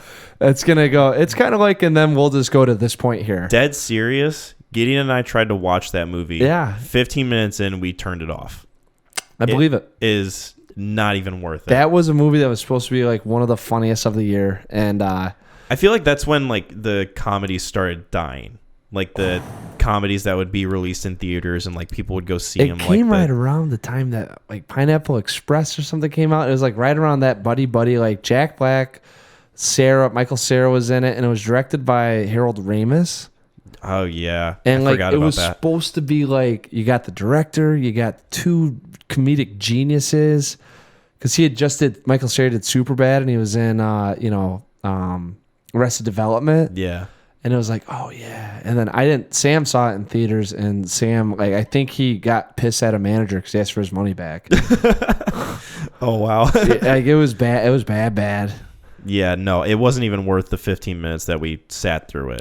Like we watched it and we realized like we didn't laugh once, and so then we shut it 15 off. minutes. Yeah, we've done that for. Was there enough of like a chance to laugh at things that you were like, this is not? We were like, film? we're gonna give this movie 15 minutes, and if we don't laugh in that 15 minutes, we're shutting it off. Yeah. And so, what happened. Yeah. Yeah. No more scratching that disc. No more scratching that foot. I think we answered that question pretty adequately. Yeah, you're welcome. Joanne has a question. My mom. This is for both of you. Who is your favorite Marvel character and why? I don't know. As a kid, mine was the Hulk for the longest time. Yeah. Whether or not it still is, I'm not sure. But as a kid, I just liked the idea of the Hulk. He got angry, he got green, and he got bigger. You know. Who doesn't want that? He destroyed things.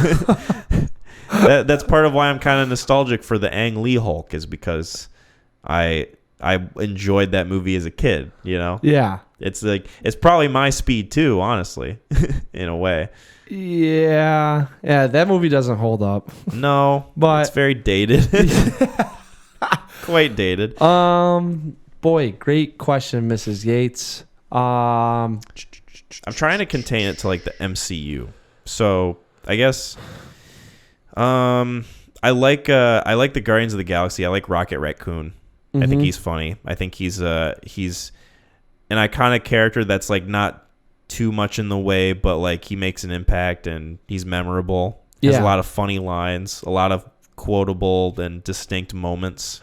So I was like Hulk, and I think Hulk got to I don't want to say Ang Lee ruined it for me. Like Preston's really big on the Hulk. He loves the Hulk. Like that's who he's in the same. And I was like good that. Taste in heroes. Yeah, that's what I like. Well, I kind of like let's not get too mad there, kid.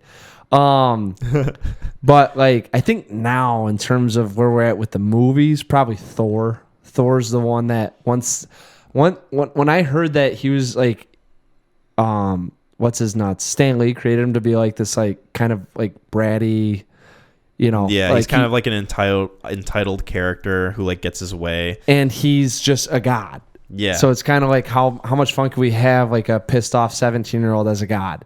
What would you do? Like if you were in college and you were a god, like let's do that. Yeah. And they're starting to give that to us now. So I really like that conversion of him. I did not like him in the first, but now I'm like I'm kind of on the Thor, because honestly, if I was a hero, that's where I would want to be at is. Some of the things like not a whole lot of responsibility on my plate, probably do whatever I want. And, as long as I'm good. Along those same lines, I enjoy Loki. Yep. That's what I was going to.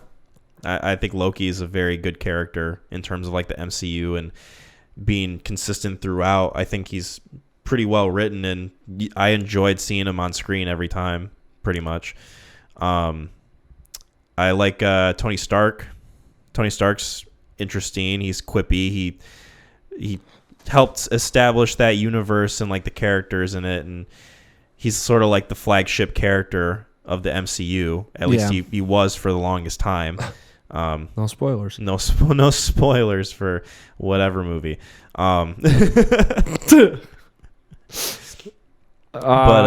yeah, I don't know. I feel like those characters. Those are I'm cool with Tony Stark, and then Captain America is all right, and Black Panther is all right. Yeah. Who would our least favorite characters be? Least favorite in the MCU? Yeah, I would say I don't know, any character from the Eternals. Ant-Man. We'll see. I don't know. I think Paul Rudd does an okay job with Ant-Man, just because like I don't know, he feels like a character. The characters from Eternals don't feel like characters. They just feel like plastic people. Well, that's what I'm saying. So to me, they're nothing. It's not like I like them or dislike them. It's just they're fillers. So I can't really be mad at that. Ant-Man, I mean, holds a purpose, and it's not Paul Rudd's fault. He's the one that I relate to the least. Yeah. And the one that I probably could care least about getting on the screen. Mm-hmm. I understand that. Yeah. Yeah, my answer's still the Eternals characters. I mean, hey, do you? Morbius, actually, I take that back. I haven't even seen that. He's just... Yeah. I want to see where his fate ends up in the MCU. Woody Harrelson from the second Venom movie. Oh, God. Carnage. There's going to be carnage. Is that even a fucking... That's an MCU movie, isn't it? I guess that no spoilers. But yes, technically you could say it is, because they did the whole like Spider-Man thing. Oh, Sony still like had it, so Sony just royally effed it. Yeah, so Sony was like, I guess you can have Venom in the end credits of this, blah blah blah. Yeah. Yeah. Anyway, we can move on to our last question. Oh, nice. From Gideon. Hey, congrats. Asks a kind of a heady question. Could do for some good discussion. Okay. Not movie related. Oh. Define sentient without Googling the definition. So, define sentient without Googling the definition. Sentient being having consciousness?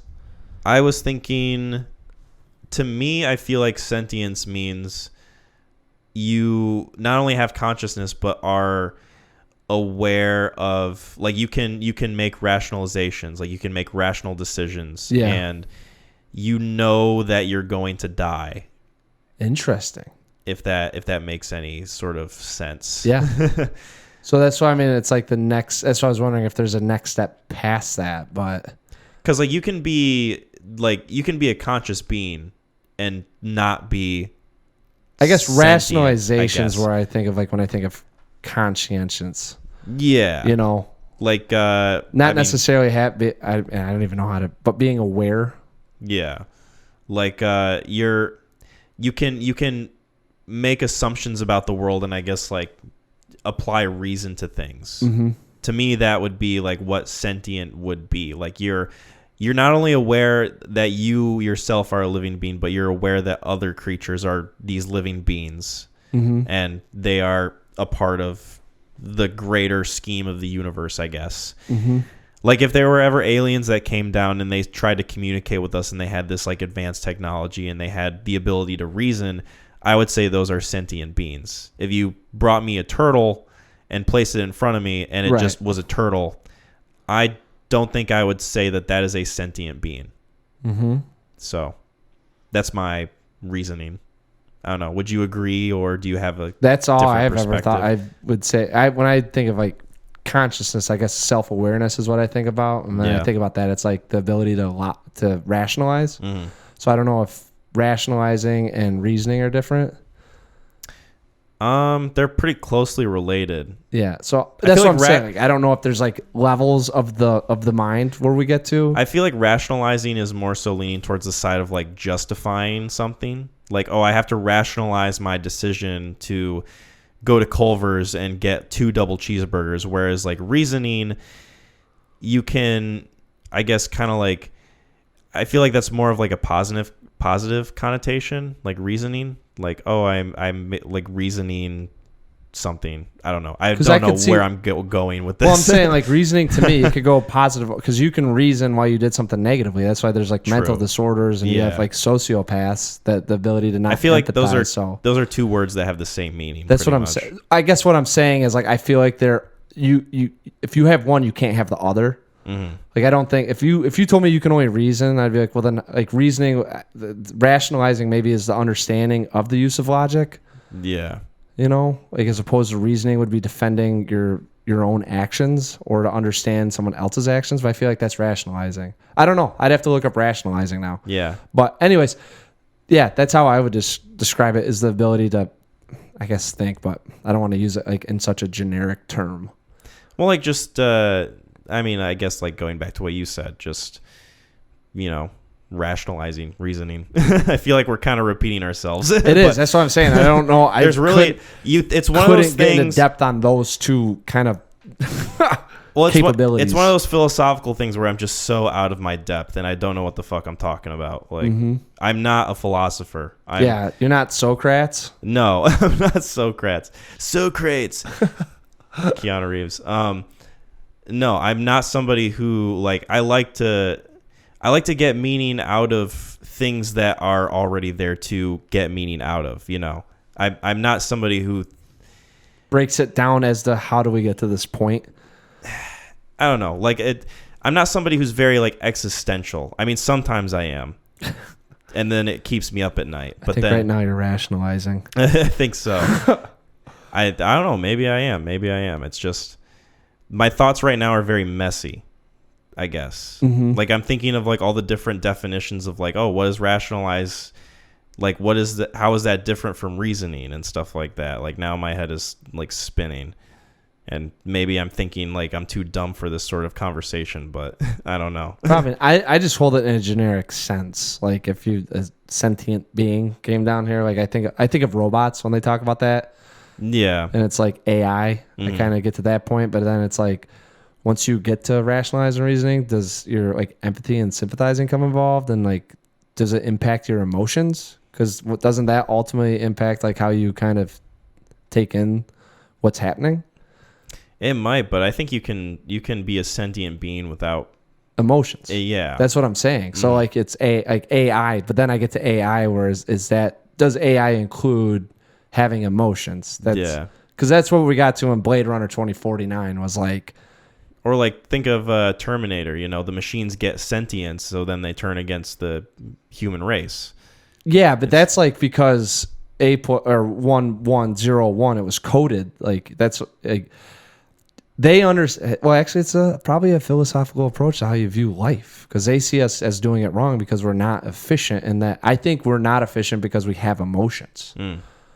Like I think that's ultimately because that drives a lot of the negative things that happen in our lives, but it also probably keeps us alive. Yeah. So that's where I would have to go with machines versus people. Yeah, back to Blade Runner discussion. Yeah. I don't know. Hopefully we answered that in a decent way. We look it up. Look it up. Just read it. Look it up and see what it says now. I should look it up. Well, now. let's see how close. I mean, that's how I would view it, but I don't know how close we are. The ability to understand death.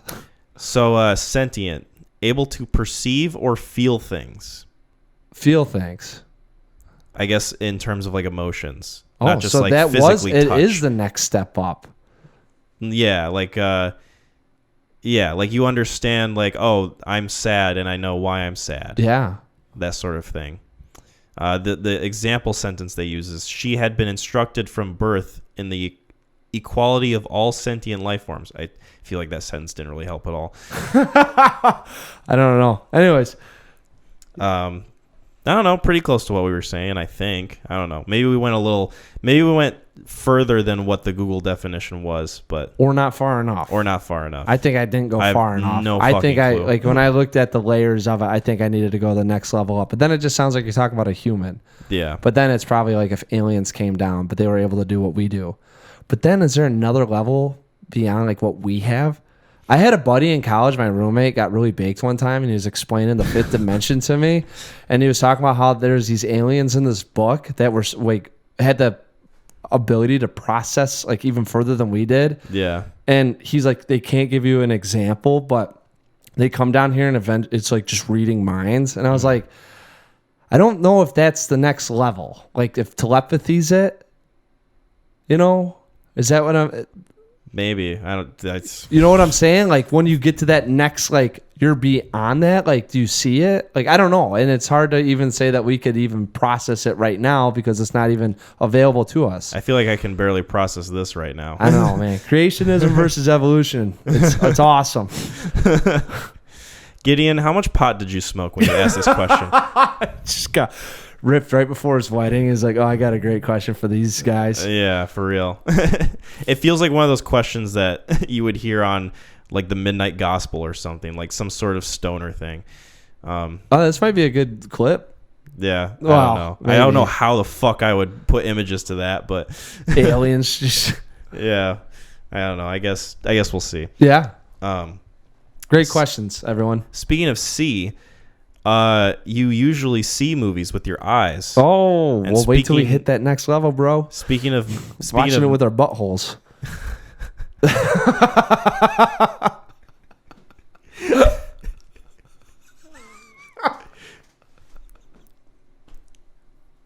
thank you everyone for listening. Oh. No, we have one more bit of... I was gonna say speaking of movies, but fuck it. we have one more bit of business. Yeah. You get to make a film pick recommendation. So we're doing It's your Nope, turn. right? Like that's agreed on? So yeah, that's gonna be the movie that we see as like the new release. But Cool. you still get to pick Yeah. a film of your I choosing. think what we're gonna do is we're gonna do it. I have to see it. It kind of plays into sci-fi. It's called Attack the Block. Ooh, Have you I've seen been it? wanting to see this. No, I Really? haven't. Oh, there we go. John Boyega. Yeah. Awesome. Hey, Yeah. how about that? It's on my watch list, and I've been wanting to watch it, but for some reason I always forget about it until it's brought up. It, Like, it's like, one gets- of those movies that kind of flew under the radar. I feel like. And it doesn't it doesn't just pop up on like Netflix where it's just, hey, here I am. Watch. Yeah. Like you have to like type it in, so you're never, as you start to scroll, it doesn't go, oh yeah, I wanted to watch. You know, we were gonna watch it. We had like a little bit of a movie night last night, and I was like, I was thinking about maybe we should watch it, but it was on Stars or Showtime or something, so I don't know how. Might have to rent it. But anyways, yeah, Okay.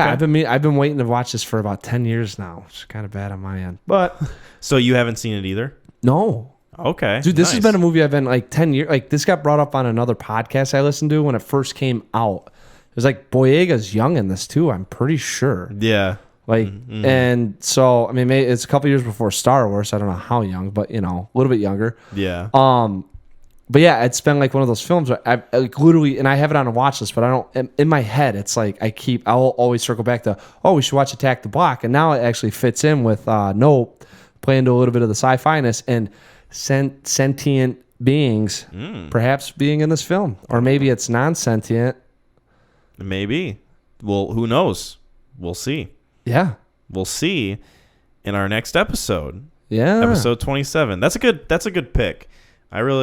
I'm looking forward to watching that. It'll be a good one. I think it will play in very well, and I think it will be like either it'll complement Nope or at least provide, probably complement. I mean, if it is contrasted, I'm hoping it's in a lighter light that it's contrasted. Yeah. You know.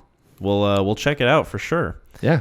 So thank you everyone for listening to episode 26 of the Neon Crew podcast. If you don't want to be spoiled for Attack the Block and Nope, be sure to check those movies out before episode 27. We've got a website, www.neoncrewpodcast.com. There's also our YouTube page, Spotify, Apple Podcasts. Be sure to listen to us there. These episodes come out bi-weekly, so we get a chance to watch the movies, and you guys get a chance to watch along with us before the discussions. So we appreciate you guys. Merch, hopefully soon. Not going to put a date on it because I don't want the pressure, but just know that it's coming. And we're going to have some cool designs and shirts and merchandise for you to purchase and give us money for. So that'll be awesome for both of us because then you get a cool shirt and then we get rich. So that'll be pretty epic. Yeah. $40 a shirt.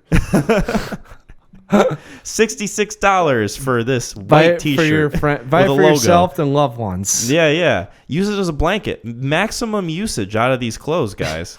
Yeah, we only make them in 3X. Yeah. But they'll be plush. Yeah. If you need to shrink them down, just put them in the dryer for 2 days. Yeah. McClain, did you have anything to say before we sign off? Love you guys. And as always, WWTHD. Bye, everyone.